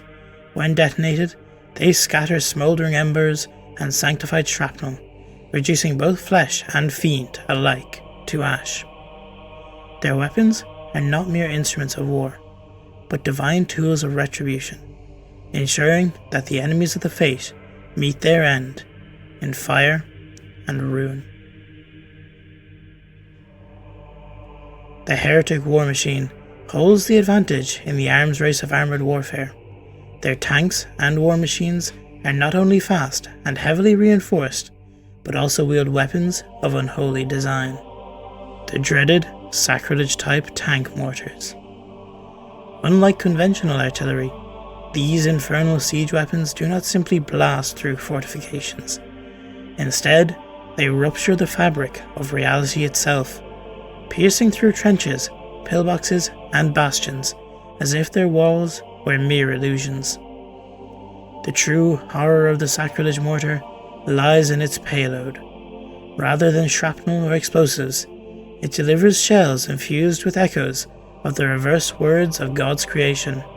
When detonated, these blasphemous reverberations shake through structures and flesh alike, their unnatural frequencies unraveling divine order itself. Victims do not merely die, they are undone. With each terrible word, their skin peels away, their nervous system unravels, and their flesh dissolves layer by layer. The final moments are agony beyond human comprehension, as every fibre of their being is systematically erased. To counter these monstrous war machines, the Prussians have developed a range of anti-armour innovations, from high-powered anti-material rifles to specialist close combat guard corps units. While the sacrilege mortars are devastating, they are also slow-firing and notoriously difficult to aim. giving the faithful warriors a narrow window to strike first. Prussian doctrine does not rely on matching firepower with firepower. Instead, they engage with speed and precision, employing lightning-fast assaults before the enemy can bring their full might to bear. At the heart of these tactics are the Guard Corps, tank hunters, elite Stoßtruppen specialists, trained explicitly for engaging and neutralizing enemy armour in close combat. Their weapon of choice is the infamous tank splitter blade, a sword engineered to carve through armoured vehicles as easily as a butcher's knife through flesh. Developed by the Prussian Institute of Metallurgy, these weapons combine orichalcum and titanium alloys, their edges honed to near monomolecular sharpness. A single, well-placed strike can shear through treads, armour plating, or even engine compartments, crippling a tank before the rest of the Guard Corps units swarm the disabled vehicle with incendiary devices and explosive grenades. Speed is everything. The heretics are well aware of these tactics, and their own elite warriors, the legionaries, are trained specifically to counter them. However, these enemy soldiers do not simply seek to kill the Prussian tank hunters. They compete with one another for the opportunity to capture them alive, knowing that living Stoßtruppen fetch a high price in the markets of the court. For those unfortunate enough to be taken, death would have been a mercy. The punishment for such audacity is far worse than any battlefield execution. Thus, the Guard Corps warriors know that each charge against an enemy tank is not just a battlefield maneuver, but a gamble with their very souls. There can be no hesitation, no retreat, only the absolute certainty that they will either destroy their targets or never return at all. Among the litany of soldiers and fighters of the Free State, there are those who have done more than any other. A great number of holy people have come from the Free States, but none compare to Saint Dominica of the Zweihander. Her prowess with a weapon was legendary, and she was considered blessed by God to be able to wield such a blade. She charged the enemy ranks during the Battle of Absalom, but fell to a pupil's seraph when the charge faltered and her unit was cut down. The Free State of Prussia is a powerful and expert fighting force of the faithful forces. They are a bulwark in attack and defence of faithful lands, travelling the distances to the front lines of no man's land to stop the advance of any heretic forces and to push back anywhere they can. But to understand the Free State of Prussia, we must look at its historical counterpart, the actual Free State of Prussia. The story of Prussia is one of conquest, ambition, and unrelenting determination. From its origins as a Crusader stronghold in the frozen Baltic to the unification of Germany under its iron grip, Prussia was forged through war and shaped by the will of powerful leaders. This is the story of a kingdom that would dominate European history for centuries. In the 13th century, the Teutonic Order, an elite band of German knights, set their sights on the pagan lands of Prussia. Clad in white robes and emblazoned with black crosses, they waged a relentless crusade, carving out a new realm with fire and iron. The Teutonic Order built towering castles and imposed their rule upon the land, but no empire lasts forever. In 1410, at the Battle of Grunwald, the Polish-Lithuanian forces crushed the once mighty knights. Their power waned, and in 1525, Grandmaster Albert of Brandenburg made a desperate choice. He abandoned the order, embraced Protestantism, and turned Prussia into a duchy under Polish rule. However, Prussia was changing. The seeds of new power had been planted, and while Prussia struggled, the Margraviate of Brandenburg was growing under the ambitious Hohenzollern dynasty. In 1618, fate intervened, and the Hohenzollerns inherited Prussia, forming a union of two scattered territories. But then came the 30 Years' War, a brutal conflict that left Brandenburg devastated. Cities burned, villages were abandoned, and famine spread. But from this crucible of destruction emerged Frederick William, the Great Elector. In 1657, he had secured full sovereignty of Prussia, casting off Polish influence, no longer a vassal. Prussia was now truly independent, and Prussia's ambitions could not be contained. In 1701, Frederick III, Elector of Brandenburg, sought to elevate his domain from a mere duchy to a kingdom. But within the Holy Roman Empire, kingship was a prize granted only by the emperor. In exchange for military support in the War of the Spanish Succession, he received his reward. In Königsberg, beneath the vaulted ceilings of its crowned cathedral, he crowned himself king in Prussia. The Kingdom of Prussia was born. If Frederick I laid the foundation, it was his grandson, Frederick the Great, who built the empire. A warrior, a philosopher, and a king forged in battle. In 1740, he made his move, seizing the rich province of Silesia from Austria. War erupted, and against the combined might of Austria, France, and Russia, Frederick stood alone. Prussia's survival teetered on the edge, and yet, through sheer brilliance and ruthless efficiency, he prevailed. The 7 Years' War cemented Prussia's reputation as a great power.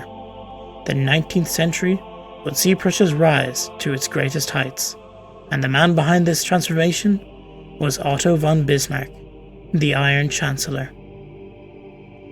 Through a series of ruthless wars, Bismarck crushed Prussia's rivals.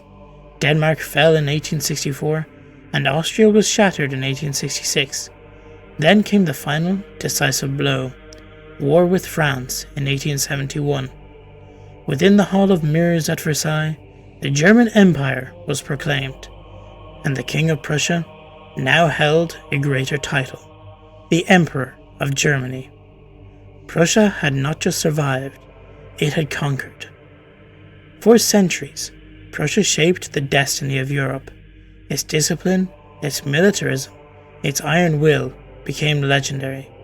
But after 2 world wars, Prussia would cease to exist, and yet its legacy endures. In the history, strategy, leadership, and ambition, Prussia remains an indelible force in history. This was the rise of Prussia, a state forged in fire and a kingdom built by the iron, an empire that changed the world.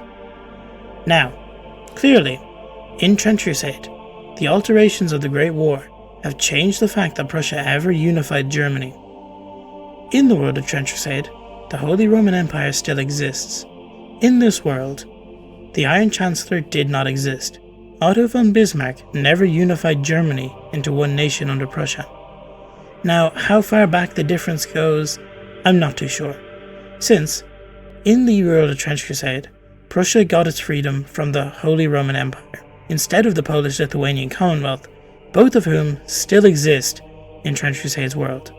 Now, whether this means there is tough rivalries between them and the Free State of Prussia, I believe there is. Whether this means that the Polish-Lithuanian Commonwealth ever owned Prussia to begin with, is also yet to be revealed. In this alternate universe, the Holy Roman Empire may have expanded more, taking Prussia in as one of its core states, until their democratic liberation and succession from the Holy Roman Empire. Now, I believe in the world of Trench Crusade, characters such as Frederick the Great have to have existed. As we saw, Joan of Arc existed in this universe, fighting off the Black Grail. Maybe Frederick the Great led a fighting force of Prussians against an invasion from the northern Hellgate. What is known is that just like in the real world, Prussians have a tradition of militarism and a strong military force. Just like in the real world, their elite training and formations are what helped them fight off the heretics and become such a deadly fighting force. I, for one, am excited to see what more can be done with the Free State of Prussia.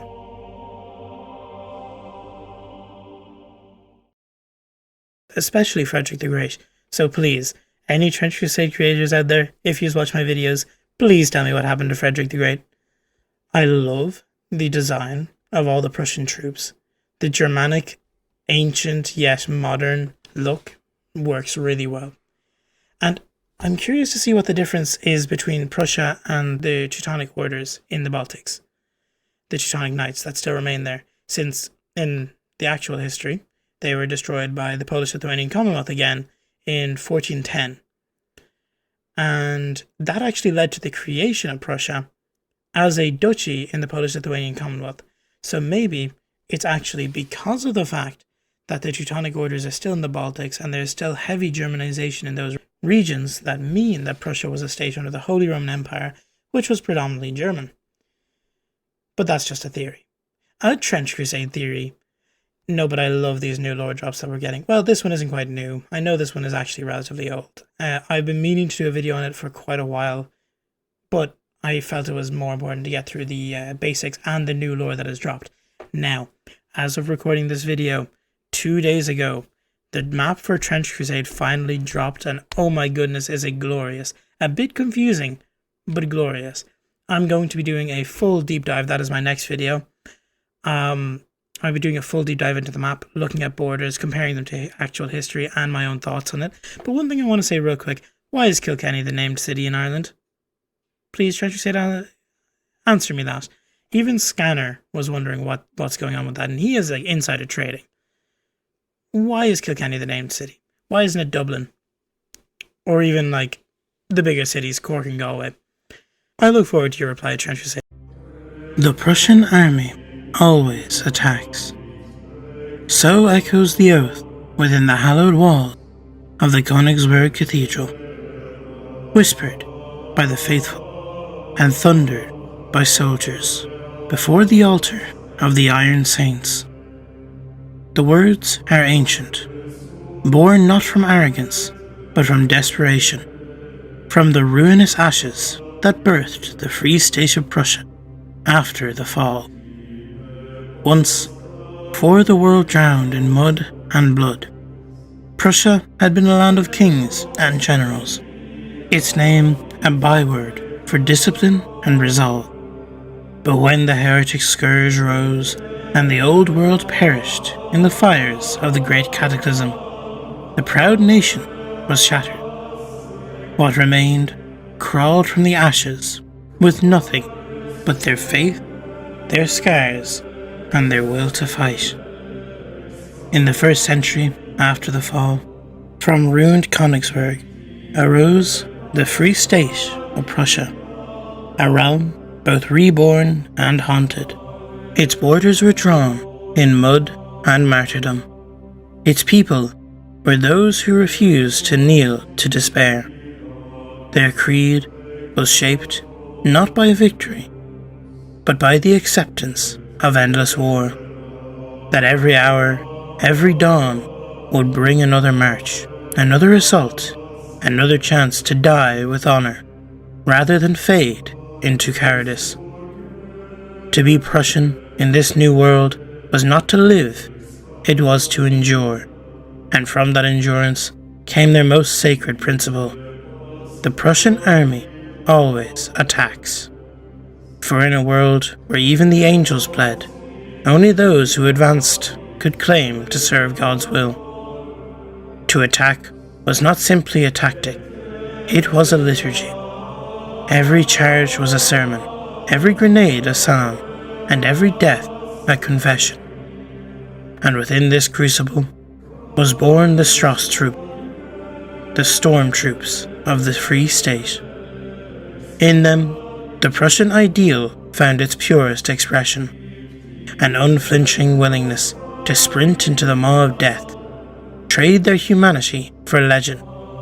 In the echoing vaults of Königsberg Cathedral, the chosen would kneel before their altar, their faces lit by candlelight, as the oath was spoken over them. Steel is the prayer, blood is the offering. The Prussian army always attacks. To swear this vow was to renounce peace. It was to live with clenched fists and gritted teeth, to hone one's body into a living weapon and one's soul into iron. It was to accept that victory was transient, but honour eternal. From the moment of initiation, a Strasstruppen was expected to run towards the guns, never from them. In the Free State, even the children are raised beneath the sound of martial hymns. Wooden rifles are placed in their hands before they can read. History lessons begin with the names of the Iron Saints, the first soldiers who stood against the tides of heresy, and those who have been lost to the unending war, and end with the reminder that weakness is a luxury the faithful cannot afford. The elderly too contribute, weaving uniforms, casting bullets, or reciting the creed of attack to young recruits before deployment. In this way, the cycle of defiance never breaks.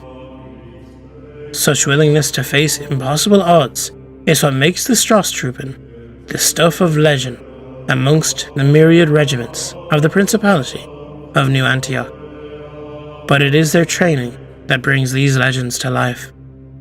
At their heads march the Hauptmänner, officers of renowned tactical acumen, their leadership both an honour and a curse.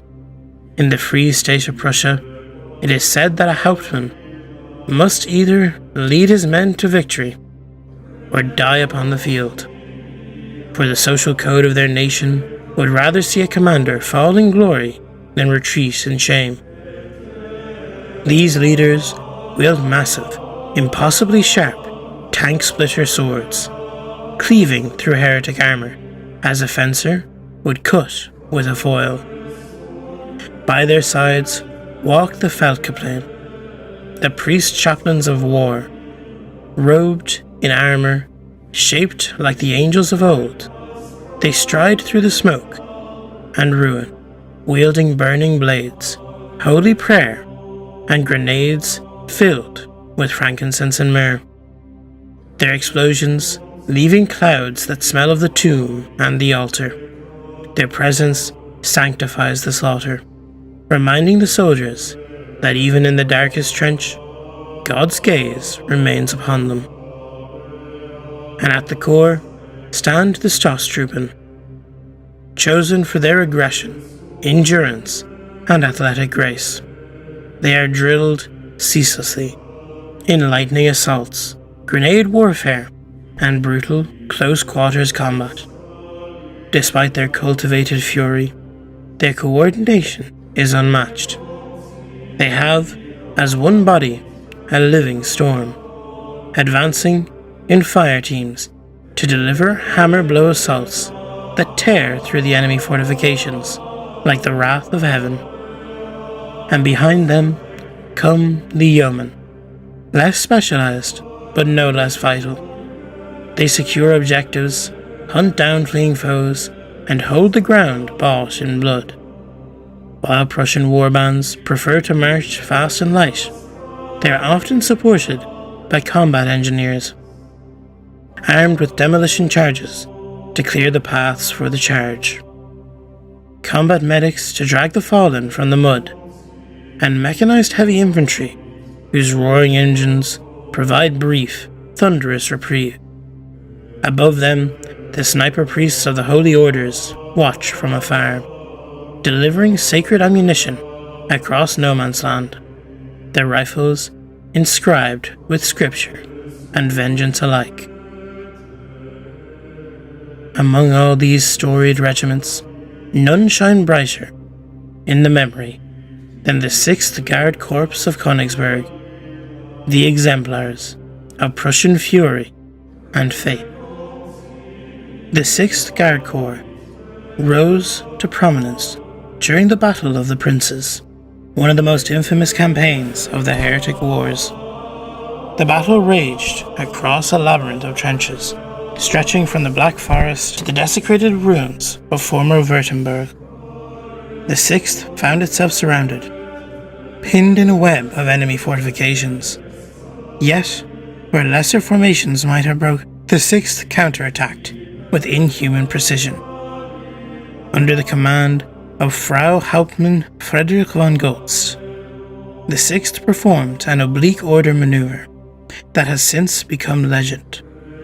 While the central and eastern fronts held their position, The Western fire team pivoted behind enemy lines, collapsing the heretic flank in a hammer and anvil strike, so violent that even the faithful chroniclers were unsure how many trenches changed hands in those 2 days.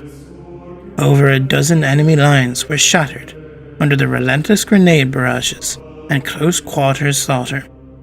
For every yard gained, the ground was bought in blood, and yet the 6th never ceased its assault. When the smoke cleared, only a third of their number remained, but the heretic host had been driven into a full retreat. It was said the earth itself wept, the mud so thick with blood that even the angels hesitated to tread upon it. The lineage of the Free State of Prussia is adorned with noble bloodlines that trace back to the Teutonic Order. Among them, the House of von Goltz stood proud, but Friederike von Goltz refused to rest upon the laurels of history. From childhood, she was trained in swordsmanship by the greatest blade masters money could buy, some even rumoured to hail from the Far East. When she came of age, she defied tradition, challenging the prohibition against women serving in the Stoßtruppen. To prove her worth, she undertook the same brutal trials as any man, including the infamous Menser duels, where the contest ends only when one combatant flinches or falls. Friederike never flinched. She earned her scars as badges of devotion, her face a map of her determination.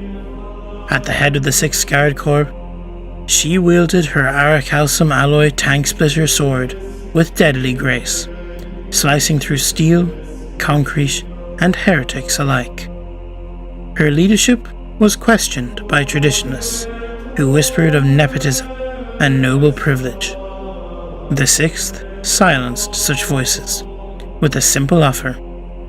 Any who doubted their Frau Hauptmann could face her in a duel. None ever accepted. A veteran of countless campaigns, Rudolf Leopold III served as both a spiritual advisor and second in command to von Goltz. He was among the few who saw her, truly saw her, and the fire of her true faith, and his endorsement was instrumental in her ascension. In battle, Leopold carried a tank splitter sword of his own and wielded it with ferocious devotion.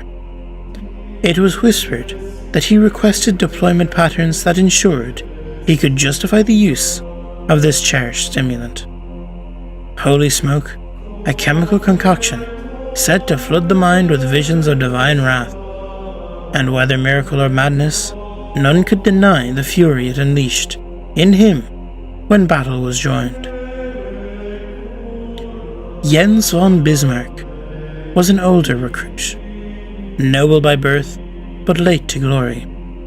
His peers outpaced him in speed and strength, but he proved his worth in the communicant wrestle, a trial wherein aspirants faced towering giants of blessed blood. Jens, though overmatched, broke a communicant's arm through cunning and precision, exploiting an unseen weakness. Friederike saw in him a mind suited to survival, a soldier who could read the battlefield as a duelist reads its foe. He was accepted into the 6th and became one of her most trusted field sergeants. An orphaned youth burdened with responsibility, Ludwig von Jahn buried his parents at 14 and raised his younger brother Lars. The trauma shaped him into a hunter of men. Quiet, patient, and deadly, his talent for stalking prey through the ruins of the old world made him the 6th Pathfinder. It is said that Ludwig spoke little, for every word spent was a breath that could instead serve the hunt. but his heart beat only for his brother, and his resolve was bound to the promise of keeping Lars alive amidst the storm. The younger Lars von Jan followed his brother into the Stoßtruppen ranks, abandoning a future in metallurgy for the crucible of war. Though 1 year younger, he forever saw himself as the lesser. Yet in battle, Lars' ferocity outstripped even Ludwig's. He once felled an anointed warrior with nothing but 2 splintered trench clubs and his bare bloodied fists. He fights to prove himself, unaware that in his brother's eyes he already has. Lean and wiry, Hans Plamen earned the nickname Kleine or Little, but in spirit he was anything but. His face and laughter were infectious, his optimism unbreakable. In the 6th, he was given the ceremonial duty of carrying the regimental glockenspiel, whose rhythmic chimes rang across the battlefield to signal charges and victories. The others joked that if he were half as good with a rifle as he was with music, he would be unstoppable. Yet none would trade him for the world. Barely a man grown, Hugo von Ense was handpicked by Van Goltz herself. His marksmanship was steady, his courage quiet, yet it was his gentle spirit that made him special. Between battles, Hugo wrote poems, verses of home, of faith, of brothers lost. Though none would admit it aloud, many in the 6th wept when he read them. His words carried a vision of a world beyond the trenches, one of peace, art, and light, though if that world can ever return is unknown. Otto Laubach was a man of skill but little patience. Denied promotion to Stoßtruppen for breaking formation during a coordinated drill, he accepted his punishment with grim resolve. In the field, he sought redemption through selfless acts, risking his life to retrieve the wounded or burn heretics from their bunkers with his flamethrower. His loyalty was expressed not in words, but in deeds that left scars upon him and the enemy.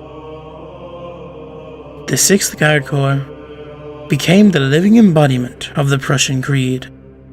Songs of their deeds echoed through the trenches of New Antioch, and even the grim Templar commanders of the Holy Orders spoke their name with respect. Their discipline was legendary, their ferocity unmatched. To serve in the 6th was to know that death was certain, but dishonor was impossible. When the Battle of the Iron Spires came, a conflict so brutal that the sky itself turned black with ash, the 6th was among the first deployed. They held the western approach for 3 days and nights, their ammunition long spent, resorting to blades, clubs, and bare hands. When relief forces arrived, they found the Prussian banner still flying, planted amid corpses and ruin. Not a single man had retreated. Throughout the centuries, the phrase, "the Prussian army always attacks," has become both proverb and prophecy. The successors of the modern Stoßtruppen of Prussia carry their forebears' scars in spirit, wearing helmets inscribed with the same vow. Each generation renews the oath within the cathedral's walls, before the relics of the Iron Saints, promising to continue the eternal charge until the world is made whole. The theologians of the Holy Orders often debate whether the Prussians' unending assault is madness or divine will. Some say it is faith in its purest form, a rejection of despair through perpetual defiance. Others whisper that it is a curse, that Prussia's soul is forever bound to war, unable to rest. But for the Prussians themselves, there is no question. To hesitate is heresy. To advance is salvation. Steel is the prayer. Blood is the offering. The Prussian army always attacks. And so the march continues. Across the mud, through the ruins, and into the fire. For as long as men still draw breath in New Antioch, and as long as heretics yet defy the Lord, the warriors of the Free State of Prussia shall rise again, bearing their ancient creed into every storm. The Prussian army always attacks.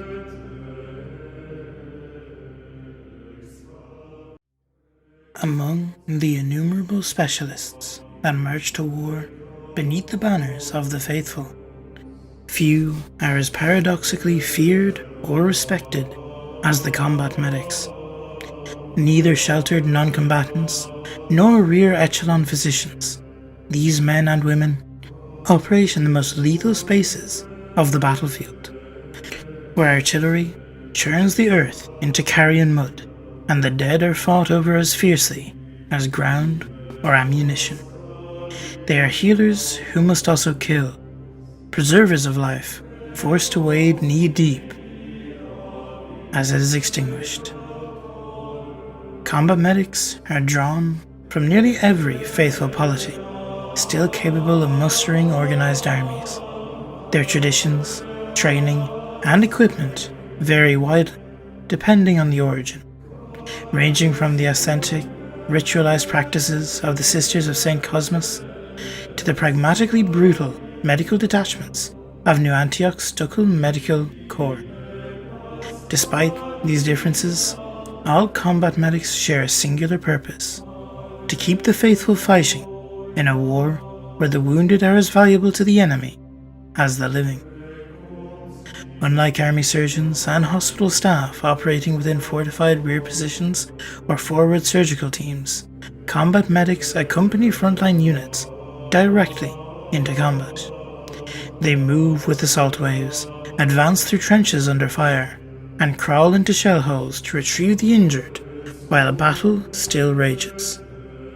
Long-term treatment, recovery, and convalescence are not their responsibility. Their task is immediate stabilization, rapid intervention, and, where possible, returning the wounded to combat with minimal delay. This role places the combat medic in constant proximity to death, and not merely in the abstract sense common to all soldiers of the Trench Crusade. They are expected to account for the fallen as well as the living. The gathering of identification tags from the dead and dying, and the accurate reporting of casualties to unit commanders is a sacred duty. In an age where bodies may be stolen, or blasphemous rites, or reanimated by the powers of Black Grail, the simple act of recording a soldier's death can carry profound strategic and spiritual importance. Combat medics are universally marked by the insignia bearing the rod of Asclepius, a symbol that predates the war and whose meaning has survived, even as much of the old world has been reduced to ash. In theory, this emblem exists to allow Allied soldiers to identify medical personnel quickly amid the chaos of battle, calling for aid when voices are drowned out by gunfire and bombardment. In practice, the insignia offers no protection whatsoever. The faithful learned early in the war that neither the heretic lords nor their mortal followers recognize any concept of medical neutrality. Indeed, heretic marksmen are infamous for deliberately targeting combat medics, knowing that everyone slain deprives the faithful of multiple soldiers who might otherwise have survived. Against the undead of the Black Grail, the symbol is worse than meaningless. To such entities, it marks a bearer of fresh blood and unclaimed flesh. As a result, combat medics go to war heavily armed and armoured, often indistinguishable from assault troops at a distance, Rifles, submachine guns, pistols, and grenades are standard equipment, carried alongside medical satchels, swollen with bandages, syringes, and chemical ampules. Far from being passive support personnel, combat medics are expected to fight aggressively, securing wounded comrades by force if necessary, and clearing ground before treatment can even begin. One of the most brutal realities of the Trench Crusade is that the wounded are never merely casualties.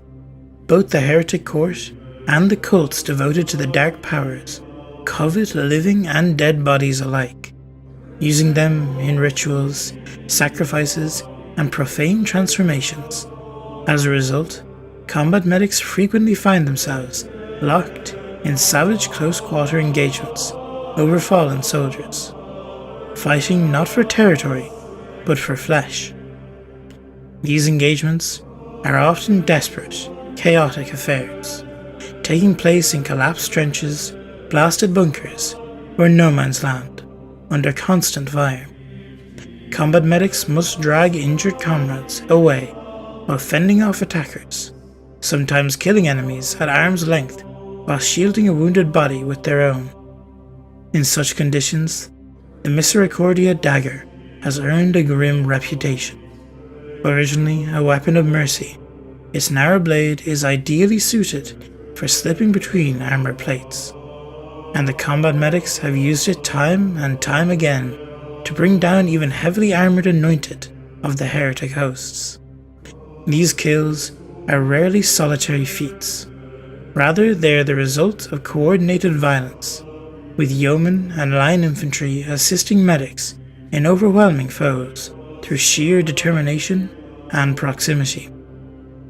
That combat medics must sometimes kill to prevent the perversion of the wounded is one of the great moral burdens of their role. Yet, within the doctrine of the faithful, such acts are not merely justified, they are necessary. Nowhere is the combat medic ethos more ruthlessly refined than in the Free State of Prussia.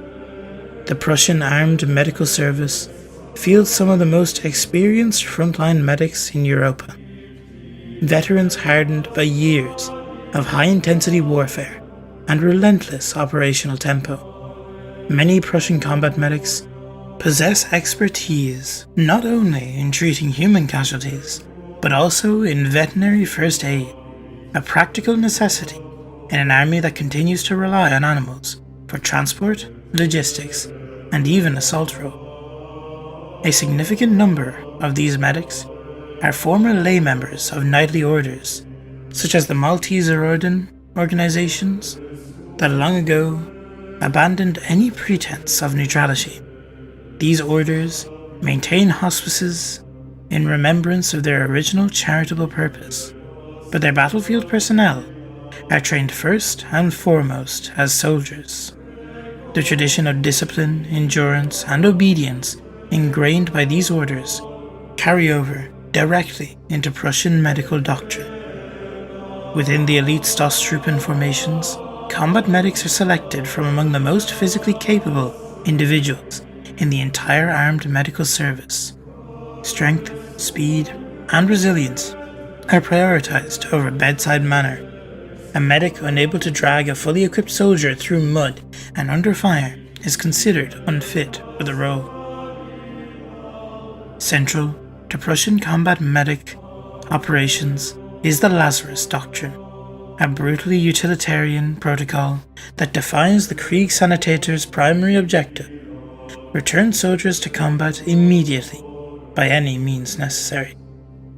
Stabilization is not the goal. Survival is secondary. Combat effectiveness in the present moment is paramount. The Free State maintains the most advanced chemical warfare and pharmacological programs in Europe, and its combat medics are equipped accordingly. Their kits contain an array of substances designed to suppress pain, induce adrenaline surges, and override the body's natural limits. Tourniquets are improvised from the bread bag straps every Prussian soldier carries, staunching blood flow long enough for stimulants to take effect. Mustard paper, ammonia, pervitin, and a variety of other tinctures are administered without hesitation. Soldiers who should by all rights be unconscious or dying are forced back onto their feet, weapons shoved into their hands before the drugs even fully take hold. In the context of Prussian doctrine, a soldier who can still advance, fire, or charge is not yet lost. The long-term consequences of such treatments are well known. Many soldiers revived under the Lazarus doctrine later succumbed to blood loss, organ failure, or sheer exhaustion once the chemicals wear off. These deaths are accepted as a price of victory. Time and time again, the sudden return of wounded troops to the line has tipped battles in the Free State's favour, overwhelming enemies with renewed assaults they believed had already broken. Across all faithful nations, combat medics occupy a strange and often isolated position within military culture. They are trusted implicitly in moments of greatest vulnerability, yet they are also viewed with a certain unease. Soldiers know that a combat medic's intervention may save them or condemn them to fight on beyond the limits of endurance. Yet, despite the cost, the creed of the combat medics endure. In a war where the dead do not rest and the wounded are prey, their presence on the battlefield represents defiance itself. They stand between the faithful and annihilation, not only by healing, but by refusing to surrender even a single body to the enemy. Where combat medics advance, the faithful do not break easily. Where they fall, entire lines often follow.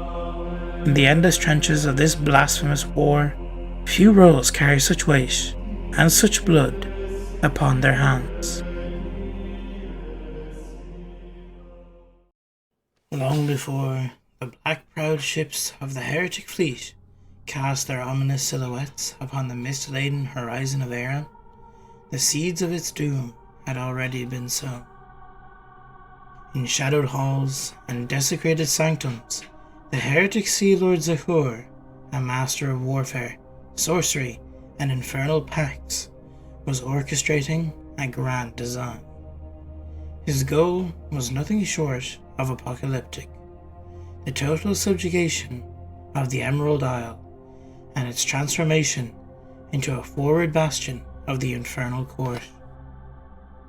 Zachor, the dreaded Lord Admiral of the Abyssal Armada and a devoted servant of the great infernal Duke Focalor, whose dominion was over winds and drowning seas, had long harboured ambitions for Era. A continent away, in the hidden catacombs of the moon cult and the star-choked crypts of his goetic masters, Zachor forged a dark alliance that would shape the fate of a nation. His pact with the cult of the moon was the beginning of a slow corruption, a rot that spread unseen until far too late.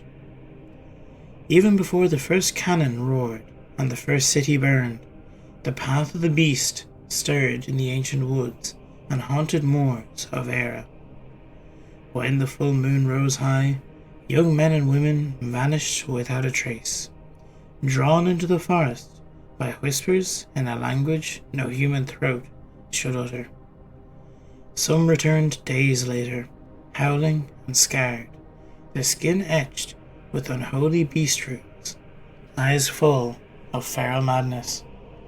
Some gave birth to things that ought never to have been born. Others were never seen again, choosing instead to vanish into the wilderness and join the hidden covens, abandoning civilization and kin for a darker calling. Raids by the beast-marked became common.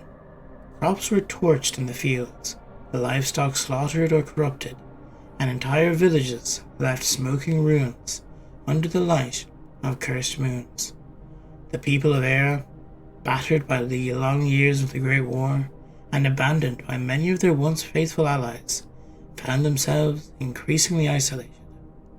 Merchant fleets vanished, coastal trade faltered, and starvation crept into towns that had once bustled with life. The defenders of Era were stretched thin, chasing shadows in the woods, while their coasts grew vulnerable and their hearts grew weary. Zakor had played his hand perfectly. Once he judged the island sufficiently weakened by its internal decay, he unleashed the fury of his fleet. 1,000 black ships, festooned with grotesque banners and armed with heretical artillery, descended upon the eastern shore. They made landfall near Balia Ahaglia, catching the Irish defenders off guard. There was no declaration of war, only the thunder of guns and the scream of the dying. The mighty heretic cannons rolled ashore unopposed, their barrels vomiting fire and ruin into the Emerald Hills. The High King Murdoch rallied what forces he could, assembling hastily drawn levies and veteran warriors to meet the invaders in the field. But Zakor was not yet finished. In a blasphemous ceremony near the ancient and accursed lake of Pola Nifrin, he sacrificed thousands of captives, men, women, and children alike. Their blood mingled with infernal sigils, and the invocation of forgotten names burst open a dormant hellgate beneath the black waters. And from this hellgate surged the host of the infernal court. Demons in gilded mail, abominations born of nightmare, and sorcerers draped in living shadows. Caught between the heretic artillery and the legions of hell, the Irish army was overwhelmed. Their lines broke, and their morale shattered. The High King himself fell, his skull taken and his crown raised aloft by Zakor in a cruel parody of a coronation. The cities fell one by one. Lochgorman, Clonmella, Limnoch, Goliv, all consumed by fire, sorcery, and steel. The holiest places of Era, cathedrals, abbeys, shrines of the saints, were all defiled. The bells that once rang in praise of the Most High now tolled for blood sacrifices.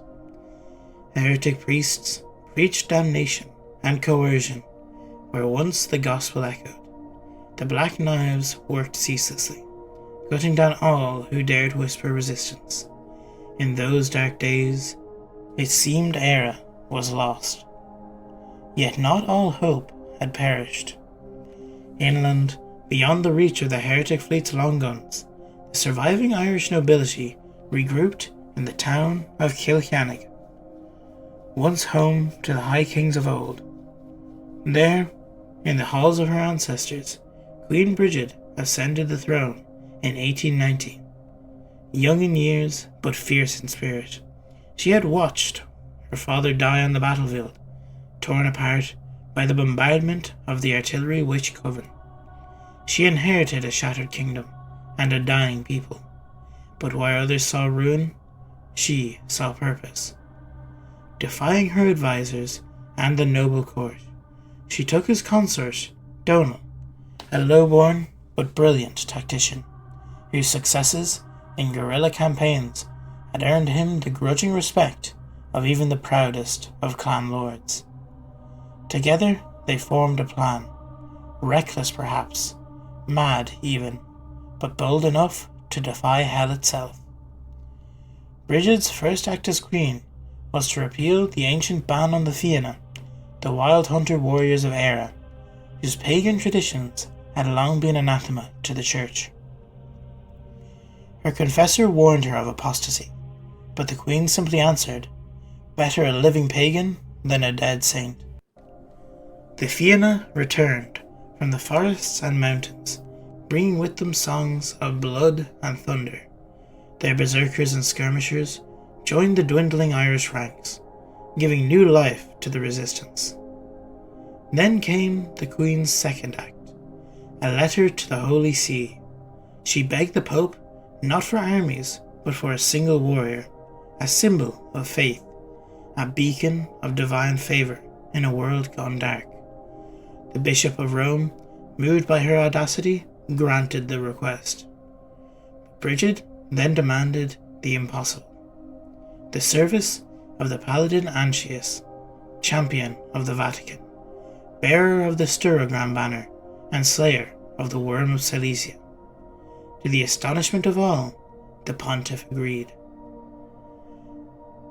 Brigid also sent out calls to many Catholic allies, such as France, Spain, and New Antioch, with New Antioch being the only one to answer the call, sending the Duke's personal bodyguards to help the fight against Hell.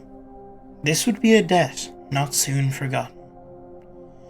Antioch departed in silence, bearing only his blade, his armour, and the hopes of a nation. His mission? The destruction of the Hellgate at Pole on Ifrin. While Irish forces harried the heretic lines and sowed confusion, Antioch fought his way into the heart of the infernal rift. Alone, he stood against the lords of hell, tearing down the gate with sword and faith. His armour was shattered, and his body broken. His right eye was lost, but he emerged victorious, and behind him the Hellgate collapsed in a roar of fire and ash. Meanwhile, Donal and the Vienna launched a final gambit. With intelligence gathered by unknown means, perhaps sorcery, perhaps treachery, they learned that Zakur, the Sea Lord himself, was aboard his flagship, the dreadnought Hymn of Obscenity. Under the cover of night, the Vienna infiltrated the heretic port. Disguised with stolen passwords and cloaked in illusion, they reached the Behemoth warship. In a last act of berserker fury, a Vienna warrior carried a barrel of blessed explosives into the heart of the ship's magazine. The explosion sank the hymn and half of the heretic fleet with it, Zakur himself dying in the inferno, his body never recovered. The death of Zakur and the collapse of the Hellgate broke the heretic advance. The invaders were leaderless, their reinforcements cut off, and their morale shattered. Donal led the Irish into a campaign of retribution, pushing the heretics back, battle after battle. The price was staggering. 3/4 of the Irish army perished, and the land was scoured by famine and plague. But the will of the people held firm. By the time the last heretic ship burned in the harbour of Balliol Haclia, half of Eira's population was dead. Countless others had fled overseas to France, Alba, or England. Many captured by the heretic navy and condemned to slavery or sacrifice. Of the Duke of New Antioch's personal guard, none survived the campaign. In gratitude, the Irish now send their finest skirmishers to fight alongside New Antioch's legions to this day. The war for Eire left scars that never fully healed. The forests, once sacred, now howl with the remnants of the beast. Roads wind past ruined abbeys and blood-stained fields. Children grow up knowing their land was nearly consumed by hell, and yet Eire endured. Brigid ruled long and well, and Donal's tactics became legend. Antioch is remembered not as a man, but as a saint in bronze. To the faithful across the world, the invasion of Eire serves as both a warning and a testament. A warning of how thin the veil is between order and oblivion, between peace and perdition, and a testament to the courage of those who refused to surrender, even when all hope seemed lost.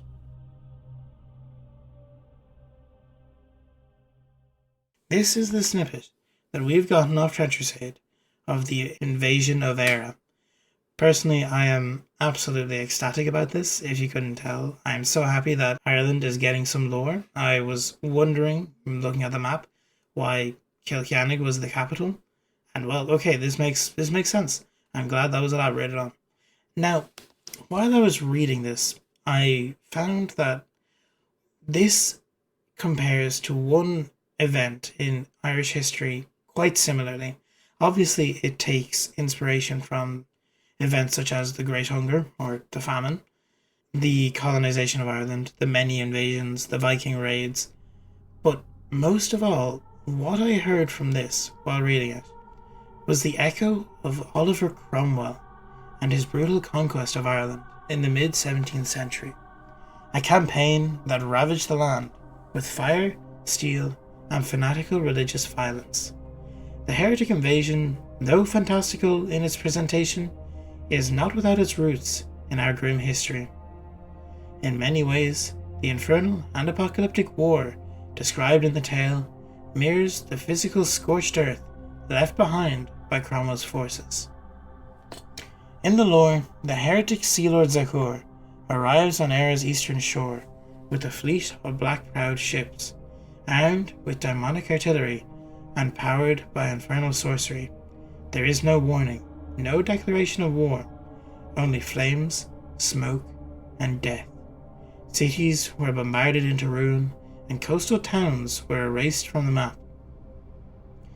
This has powerful comparisons to Cromwell's arrival in Drogheda in 1649.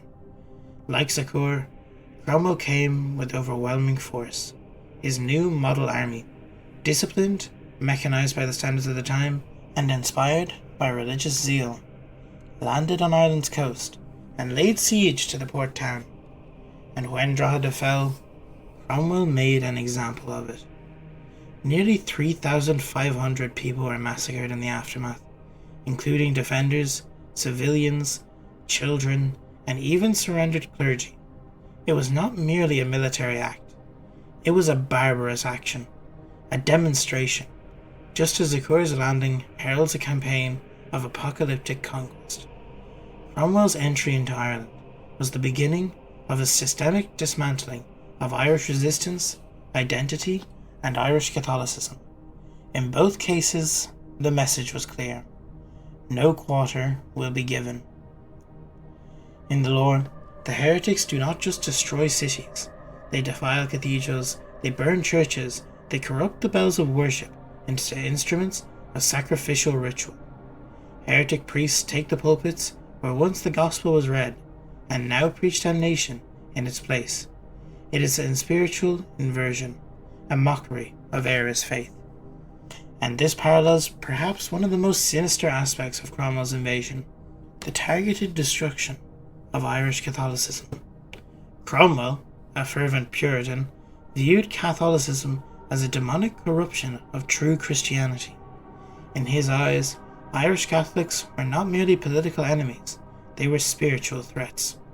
During the barbarous Cromwellian campaign, abbeys were burned, monks and nuns were executed, and churches were converted or razed. Entire dioceses were obliterated. Catholic priests were hunted like criminals. Holy places, many standing since early Christian times, were rendered unclean by fire and blood. Even Cromwell's own justification rings eerily close to the fanatical logic of Zakur. In a letter from the Drogheda massacre, Cromwell wrote, "I am persuaded that this is a righteous judgment of God upon these barbarous wretches." The heretic Sea Lord would have approved. Half of Ere's population is said to have died in the heretic war. Others fled to France or Alba, or were captured and enslaved. This grim aftermath also bears a tragic similarity to the real demographic collapse that followed Cromwell's conquest. Between 1649 and 1653, more than 600,000 people were killed in Ireland through battle, famine, plague, and forced displacement. Those who survived were often exiled to the west of Ireland, where food was difficult to grow and where the land was not suitable to raise livestock, a process formalized by an infamous order: to hell or to Connacht. Others were forcibly transported to the Caribbean as indentured labourers, essentially slaves to English plantations. Much like the fictional heretic fleets capturing the Irish and sacrificing them to infernal powers, the real-world policy of deportation and dispossession reduced Irish lives to resources, expendable, consumable, and stripped of dignity.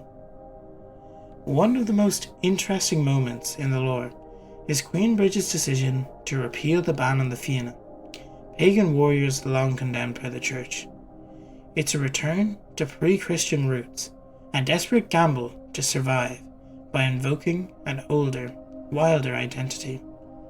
While there is no direct historical parallel to the Vienna, this act speaks a very real pattern in Irish tradition: the invocation of folk culture and outlaw traditions when all else fails.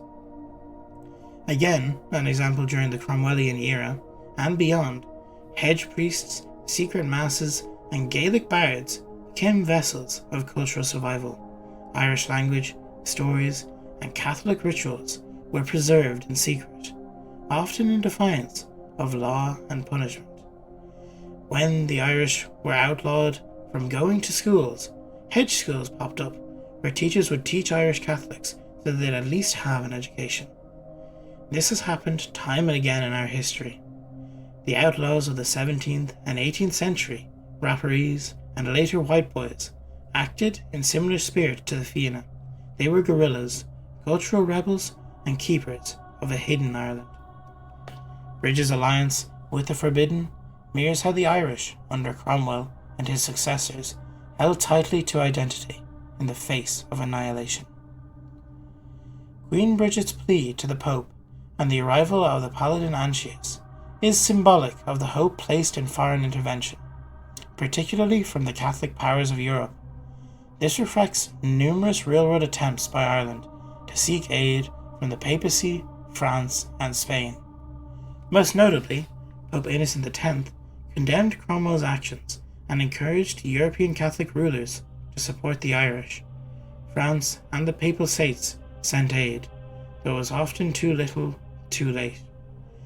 Though I feel it would have been good to have some assistance from the Sultanate of the Iron Wall, as in our real-world history, the Ottoman Empire gave money to Ireland during the famine. It is good to see that in Trench Crusade, the help from others, as was in real life, is paid back.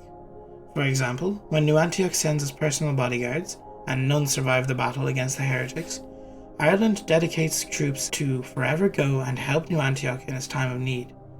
This reflects another historical event. In 1847, during the famine, or the Great Hunger as it's known here, the Choctaw people of Native America sent money to Ireland despite being in their own traumatic event of the Walk of Tears. This was repaid recently enough in 2020 when the Choctaw were suffering from COVID. Ireland sent millions to help them. I'm glad to see that that spirit of Ireland giving back what they get remains in Trench Crusade.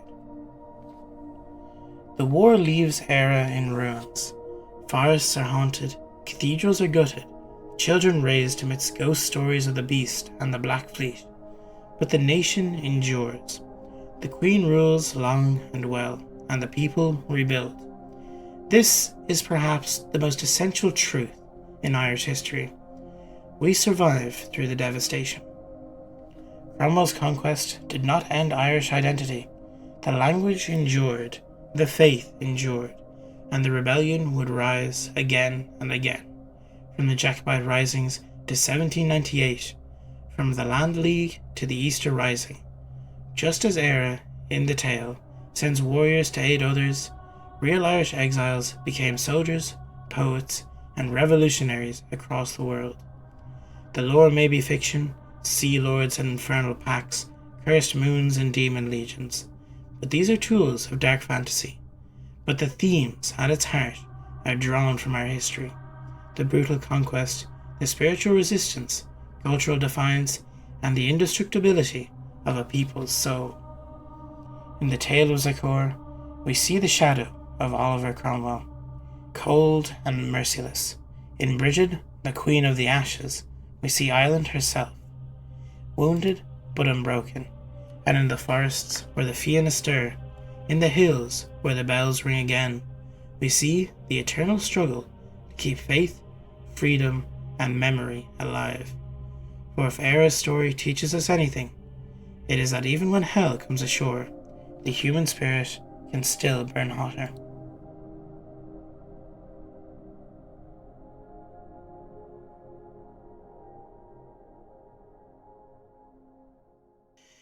Okay, so I am obviously absolutely just so happy with this lore drop. It's great. Reading this, I genuinely couldn't be happier with it. It uses so much real world history and mythology with, how similar it is to Oliver Cromwell's invasion, as I was saying.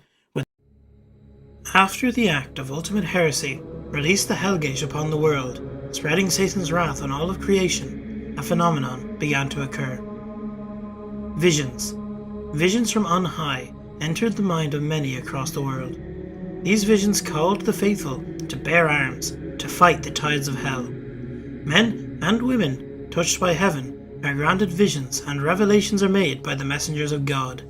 Sisters of the holy orders are marked by stigmata and take up the sword and cross as instructed by the angels. Those who have transgressed seek to atone for their sins by taking as many followers of the devil with them. So they come, the mad and the maimed, the God-touched and the guilt-ridden. They all make their way to the endless war of no man's land, to the endless trench crusade. These are the trench pilgrims, followers of the holy path.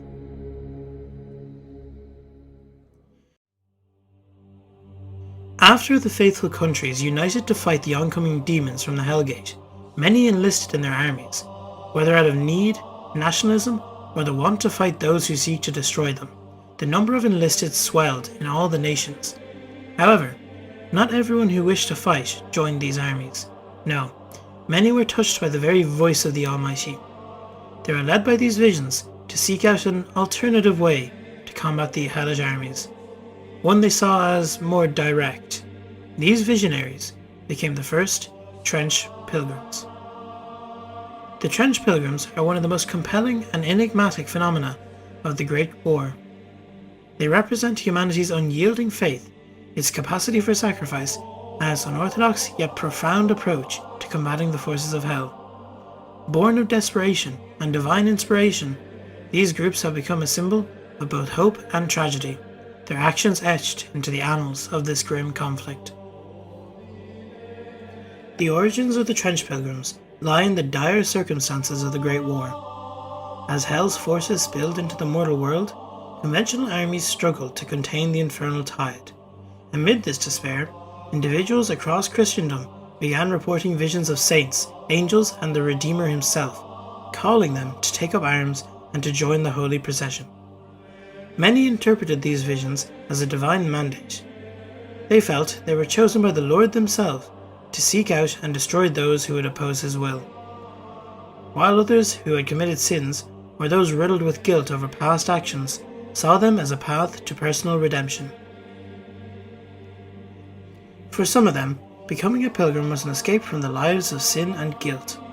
Farmers, beggars, soldiers, and nobles alike found themselves united by a singular purpose: to march to hell's shadow and fight for salvation. They felt the purpose of the righteous, the fury of the faithful. They had become some of the toughest resistance to hell's invasion. Though the church did not officially organize these processions, it recognized their potential. In key areas such as the Balkan front or the Principality of New Antioch itself, you may find trench pilgrim processions passing through to find a new cause or a new battlefield to fight on. To do this, they sought the permission of the church as final confirmation of their path. Though the church does not fully support the trench pilgrims, they saw the use these faithful fighters could provide, and so, blessings were granted, sacraments administered, and the pilgrims were sent forth as martyrs in waiting. Despite their spiritual fervour, the trench pilgrims lack a coherent military structure. The processions are often led by prophets or prophetesses who claim to hear the Redeemer's voice. These charismatic figures inspire unwavering loyalty, guiding their followers with fiery sermons and passionate calls to arms. These prophets are in charge of leading the processions and keeping the faith and by extent the loyalty of these processions strong. Leadership within the processions is often fluid, dictated by faith rather than rank or experience. These prophets and prophetesses use their gift of faith to guide the pilgrims through battles, using God's guidance to strike necessary blows against the hellish forces they face. Discipline is enforced by castigators, individuals charged with instilling the fear of God in their troops. Wielding whips and rods, they ensure that no pilgrim wavers in their commitment. This harsh enforcement is tempered by the presence of clerics, who provide spiritual guidance and administer rites to strengthen the pilgrim's resolve. They are the keepers of morale and make sure the pilgrims know they are doing God's work on earth. They inspire sacrifice and devotion to something greater than themselves. As they see it, they offer up the pilgrims to God and guide them to the Redeemer's path.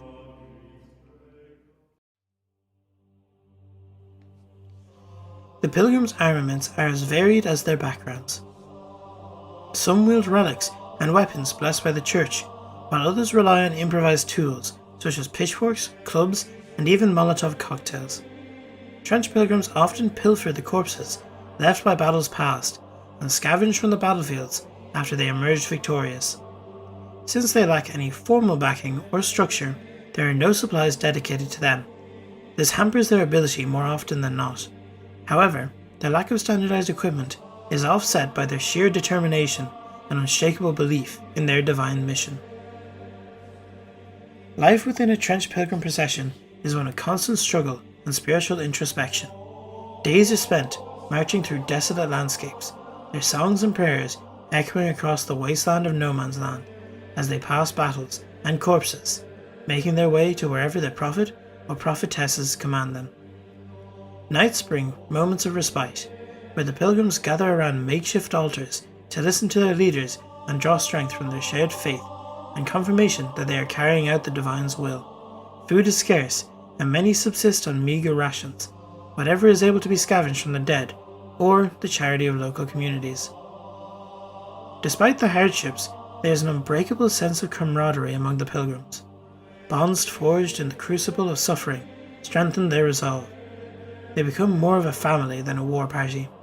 They share stories and memories with each other to keep morale up and care for the bonds they make in the hellfire of battle. And even the youngest and weakest find purpose in their collective mission. The processions are a microcosm of humanity's resilience, a testament to the power of faith in the face of insurmountable odds. They show that even when hell comes to greet them, they won't back down. They will rise to the challenge, no matter the odds or the risks. They embody humanity in their purest form. They are resilience. They are defiance. Central to the trench pilgrim's ethos is the concept of sacrifice. They believe that their suffering and deaths serve a higher purpose, acting as a shield for the faithful and a blow against hell's dominion. Despite all coming from different walks of life, they find solace knowing that they are making a difference together, that even in death they served a greater purpose than they could have imagined in their old lives. This inspires their will to sacrifice. Suicidal charges across no man's land are common, with pilgrims hurling themselves at the enemy with hymns on their lips and nothing more than a club or piece of rock in their hand. They lay down their lives without a second thought to assist the faithful cause. Their actions draw enemy fire, creating openings for more organized forces to advance. In death, many pilgrims find a grim form of redemption. However, death is not always the end for these faithful soldiers. Are said to be resurrected by the seventh Meta-Christ as martyr penitents, warriors whose bodies are immune to pain and whose spirits burn with unquenchable zeal. These figures inspire awe among their comrades and terror among their foes, serving as living proof of divine intervention. The life of a trench pilgrim is not without its tolls. The horrors of the battlefield, coupled with the burden of their mission, weigh heavily on their minds and spirit. Many are driven to the brink of madness, their faith their only anchor, keeping them from succumbing to despair. This is where their most noticeable and identifiable feature, the iron capirot, comes in. The capirot is a hood that doubles as a gas mask and protects them from hell's corrupting influence. But it cannot shield them entirely. They need more to keep their minds from falling to sin, This is where the clerics play a vital role in maintaining the pilgrims' spiritual health. They offer counsel, perform exorcisms, and administer the sacraments, ensuring that the procession remain steadfast in their purpose. Yet, even with such support, the psychological scars left by their journey are deep and lasting. The cleric guide the warbands to be more godly in their missions, to uphold both morale and faith in attempts to keep the warband on the righteous path. They are not the only people who accompany the processions. Rarer and more dangerous are the stigmatic nuns, sisters of the trench pilgrims who manifest wounds to match those of the third Metachrist whom the nuns venerate. They excel in close quarters combat, where each bleeding wound that they suffer makes them stronger, not weaker, as their devotion to suffering as the Lord once did gives them strength and endurance not found on mere common mortals. Armed with the swords and pistols, they cross no man's land, heedless of any danger, praying to sustain wounds from the Redeemer, which in turn will transform them into the very vengeance of the Lord. The Church's relationship with the trench pilgrims is complex. While it does not directly control the procession, it acknowledges their value as a source of inspiration and a tool of war. Blessings and sacraments are provided, and fallen pilgrims are honoured as martyrs. However, some within the Church view the pilgrims with skepticism, questioning their wisdom of relying on such unorthodox forces. In truth, the Church does not fully trust the trench pilgrims. They see them as a discordant rabble who, though useful, can be just as much a hindrance as they can be a help. The Church cannot control the trench pilgrims as much as other faithful forces, and so find it difficult to account for them on the battlefield. Despite these reservations, the impact of the trench pilgrims on the Great War is undeniable.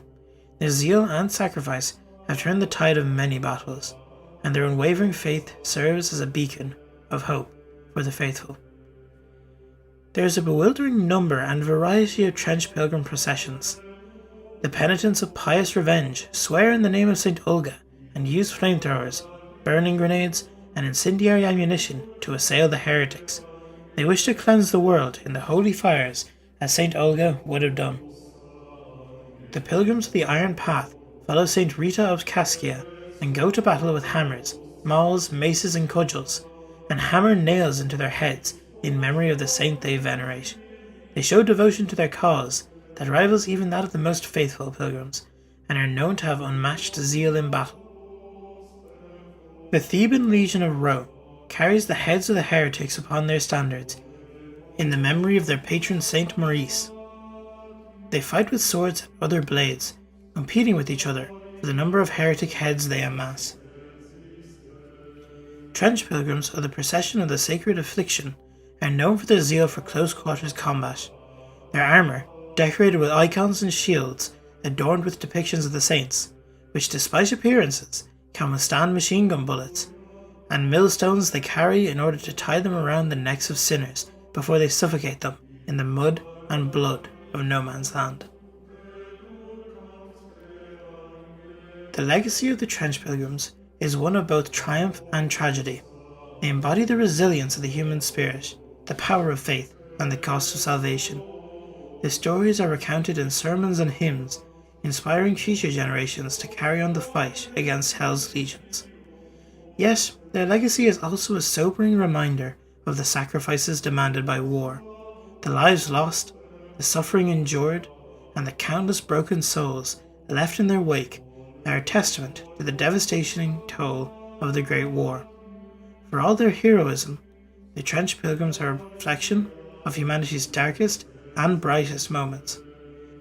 They encapsulate what it means to be faithful in a world infested with darkness.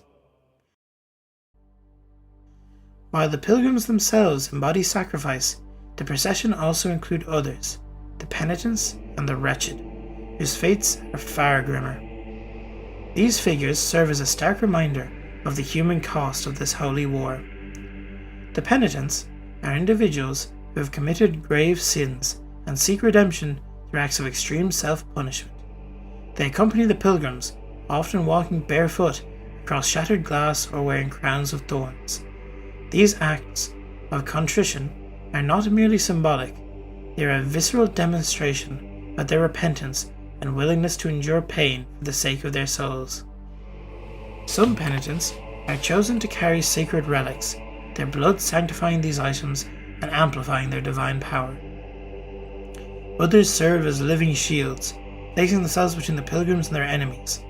Though their actions are born of guilt, they inspire awe and reverence among their comrades, reinforcing the procession's collective faith. The wretched, by contrast, are slaves and prisoners forced to accompany the pilgrims, captured from heretic domains or taken during raids. They are often used as disposable shock troops or sacrificed for goetic magic. Their suffering fuels the dark rituals of the faithful's enemies, making their redemption all the more poignant. Hell's own laws grant the wretched a sliver of hope. Any who slay a powerful foe are granted their freedom, a nod to the ancient rebellion when mortal blood first stained heaven's gates. This means if a wretched takes down a strong demonic foe, they will be granted their freedom and even be redeemed. Few achieve this redemption, but those who do become symbols of hope and resilience within the processions. The trench pilgrims, along with the penitents and the wretched, are a testament to the multifaceted nature of faith and sacrifice. Together, they illustrate the extremes to which humanity will go in its struggle against the forces of hell. Their journey, marked by suffering and redemption, is a microcosm of the Great War itself, a battle of light against darkness, faith against despair, and humanity against its own limitations.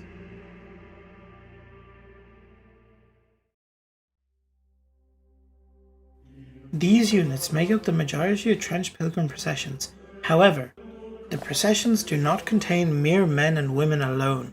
They are a combination of the pilgrims and their protectors, be that communicants or stronger. The shrine anchorites are towering symbols of faith and sacrifice, blending divine devotion with technological ingenuity. These colossal war machines are not merely tools of war, but living altars, their pilots enduring unceasing torment to inspire the faithful and wreak havoc on the forces of hell.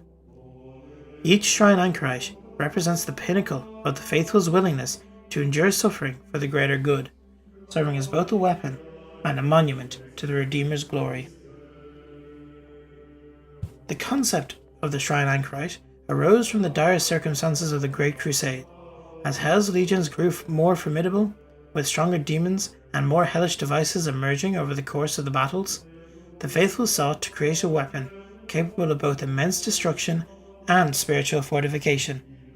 The shrine anchorites were envisioned as mobile fortresses capable of turning the tide of battle, while rallying troops with their unshakable presence. Shrine anchorites are constructed around a central altar, often adorned with relics, holy symbols, and depictions of saints.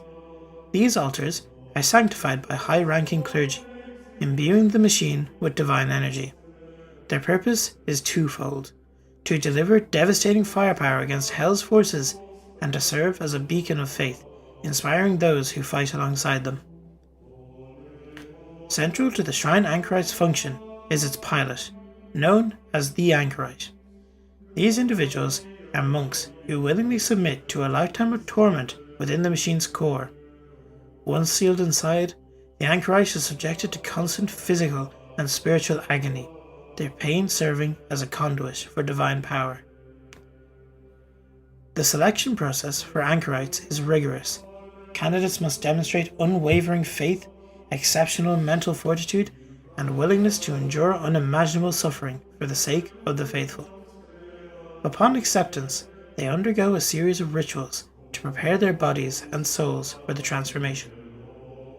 The final rite involves their permanent integration into the machine, a process that ensures they can never leave. Despite their suffering, anchorites are revered as living saints. Their sacrifice is seen as the ultimate expression of devotion, and their presence on the battlefield inspires awe and reverence. Many faithful believe that the anchorite's pain strengthens the divine energy that powers their machines, making them an indispensable asset in the fight against hell.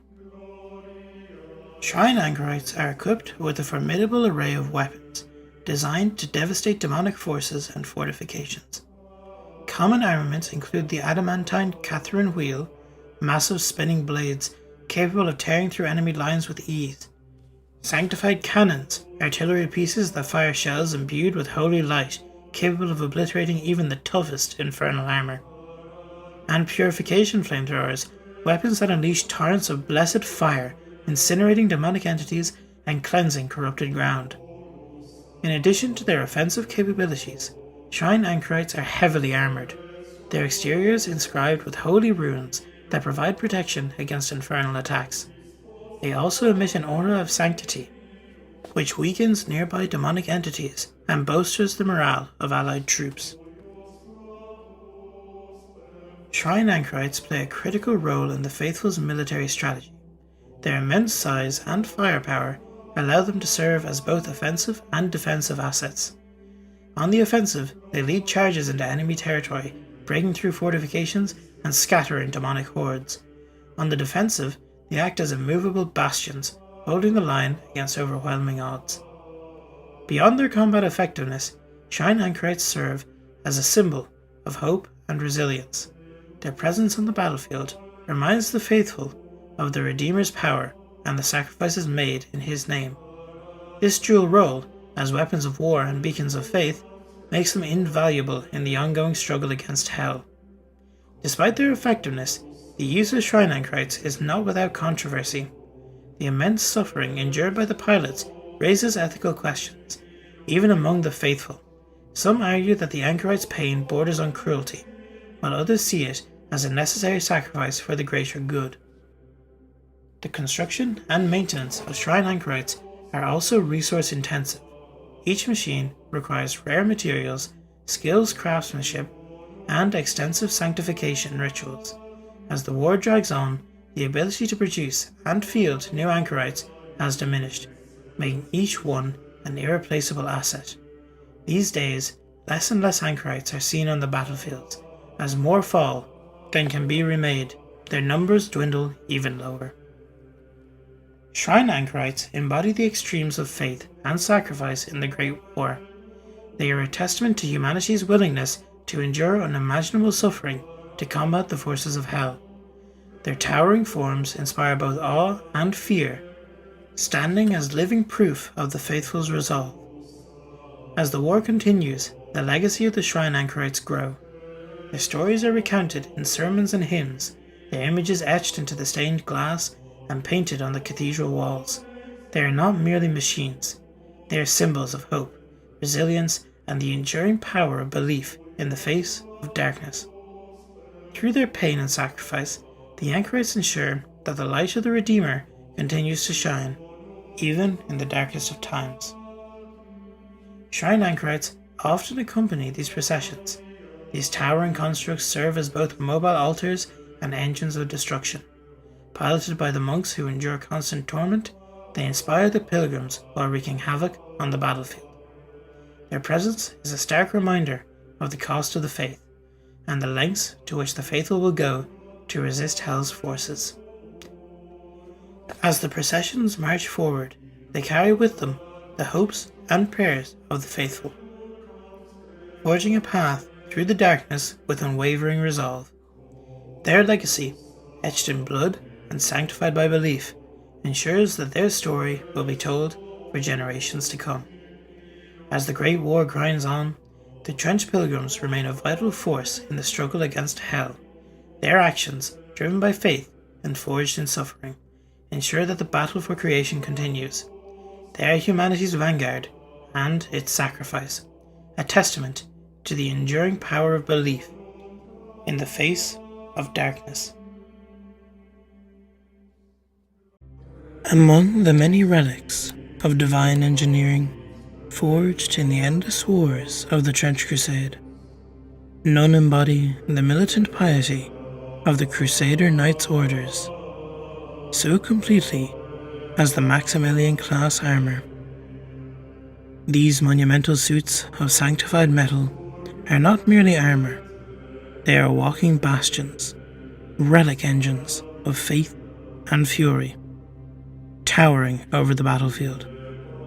They stride forward like iron saints, their every step shaking the mud and ash of the trench lines. Where they advance, lesser men take courage.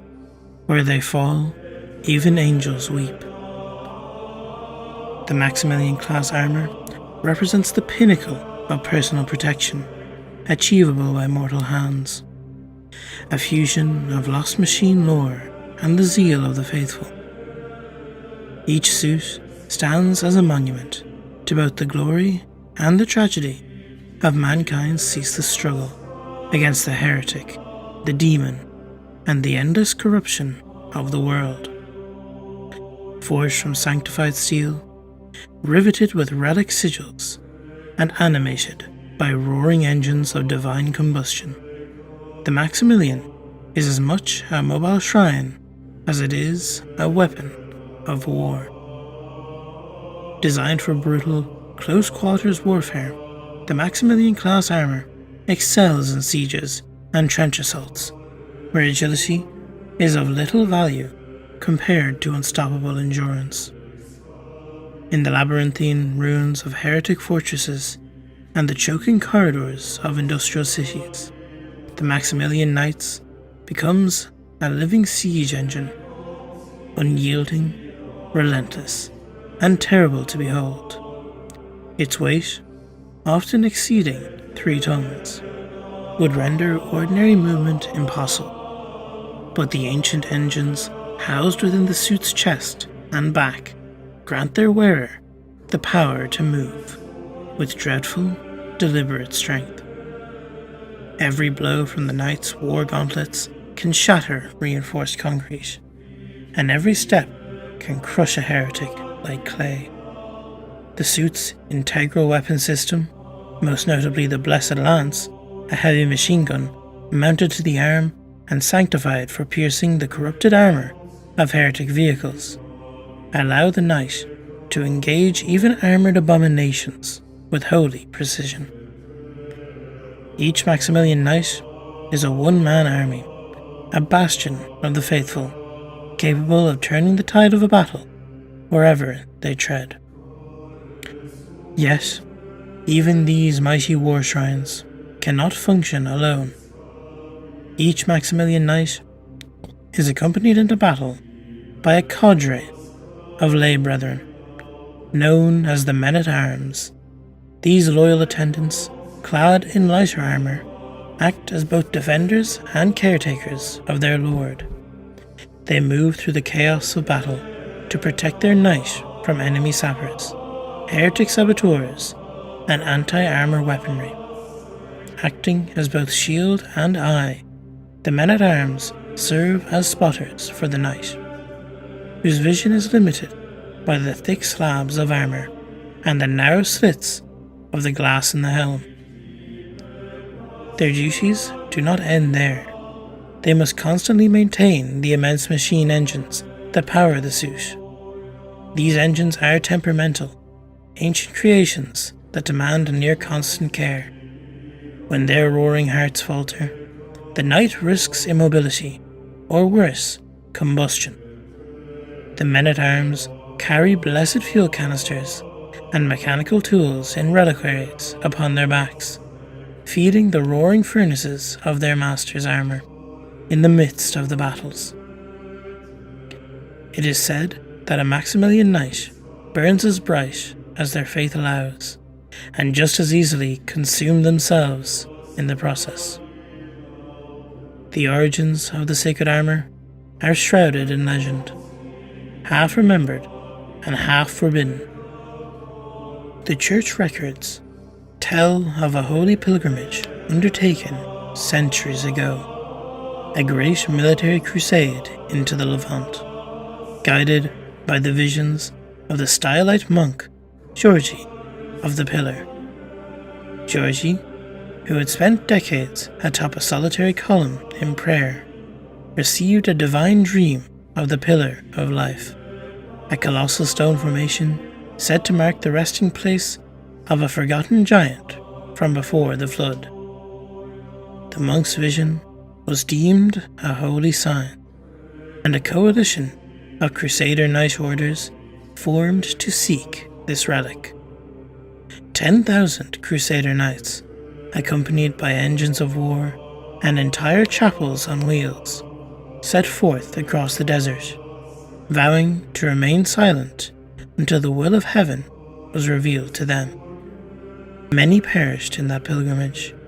Those who returned would not speak of what they found, their vows of silence unbroken, even unto death. But the chronicles of the Aurelian angelic Knights of St. George tell of what they brought back: fragments of colossal armour, wrought from a metal unknown to man, and bones of impossible size. These relics were taken as proof that the Stylites' vision was true, that the bones belonged to one of the Nephilim, the Titans mentioned in the oldest scriptures, children of angels and man. From these relics, and through centuries of study and prayer, the artificers of St. George's Order wrought the first Maximilian class suit, blending the divine scale of the ancient relics with the machine technology recovered from the faithful's own armories. The Maximilian's core systems still bear the sacred hallmarks of their origin. Each suit is fitted with relic plates inscribed with the litany of the tower, believed to contain protective scripture derived from George's vision. The armour's engine is often referred to as the Aurelian heart, for it is said to be an imitation of the fiery hearts of angels. Its continual consumption of fuel mirrors the burning zeal of faith, powerful, radiant, but ever hungry. When a Maximilian's engine runs dry, its light dims like a faithless soul. Hence, the men-at-arms' constant vigilance for the spiritual and mechanical life of the knight are one and the same. The armour's sheer mass also necessitated the development of unique weaponry. Most distinctive is the heavy lance of St. Aurelius, a multi-barreled machine gun powered by the armour's own pneumatics. This weapon, though named a lance, functions as both a firearm and a melee spear.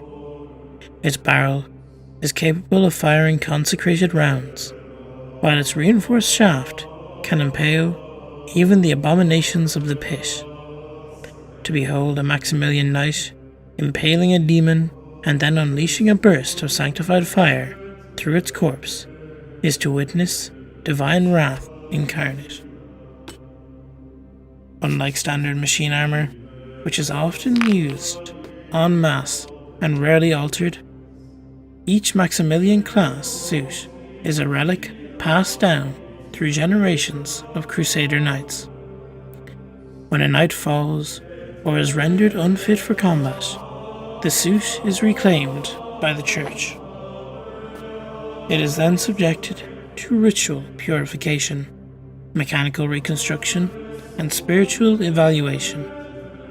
The church overseers conduct days of testing and interrogation, not of the machine, but of the men who seek to inherit it. Only one deemed truly worthy, both in spirit and in strength, is granted the right to don the Maximilian. The armour is then reforged to match its new bearer's stature and purpose. This process may involve months of meticulous adjustments, for each knight imprints upon their suit, and the suit, in turn, upon them. To wear a Maximilian suit is not simply to don armour, it is to inherit a legacy of martyrdom. Each suit bears scars of previous battles, dents from demon claws, burns from heretic flames, and the faint, ghostly imprints of those who wore it before. Some say that when the engines are ignited, one can hear the whispers of past wearers, echoing within the iron hull, a chorus of ghosts singing the liturgies of battle. Over the centuries, the Maximilian class armor has come to symbolize the indomitable will of the faithful. Its silhouette is often carved into cathedral doors and painted upon banners carried into war. Children of the faithful grow up hearing tales of Maximilian knights who stood alone upon bridges against hordes of heretics, who held burning cities for days until reinforcements arrived, or who walked willingly into the mouths of demons, detonating their reactors in acts of sacrifice. Though the Church continues to produce new suits in dwindling numbers, each Maximilian remains a unique artifact of faith and war, a monument to the unbreakable spirit of mankind in the age of apostasy. For as long as the trenches stretch across the scarred earth and the heretic banners rise beyond the horizon, the Maximilian Knights will march, their engines roaring hymns of fire and steel, their faith burning brighter than the suns that have long since darkened.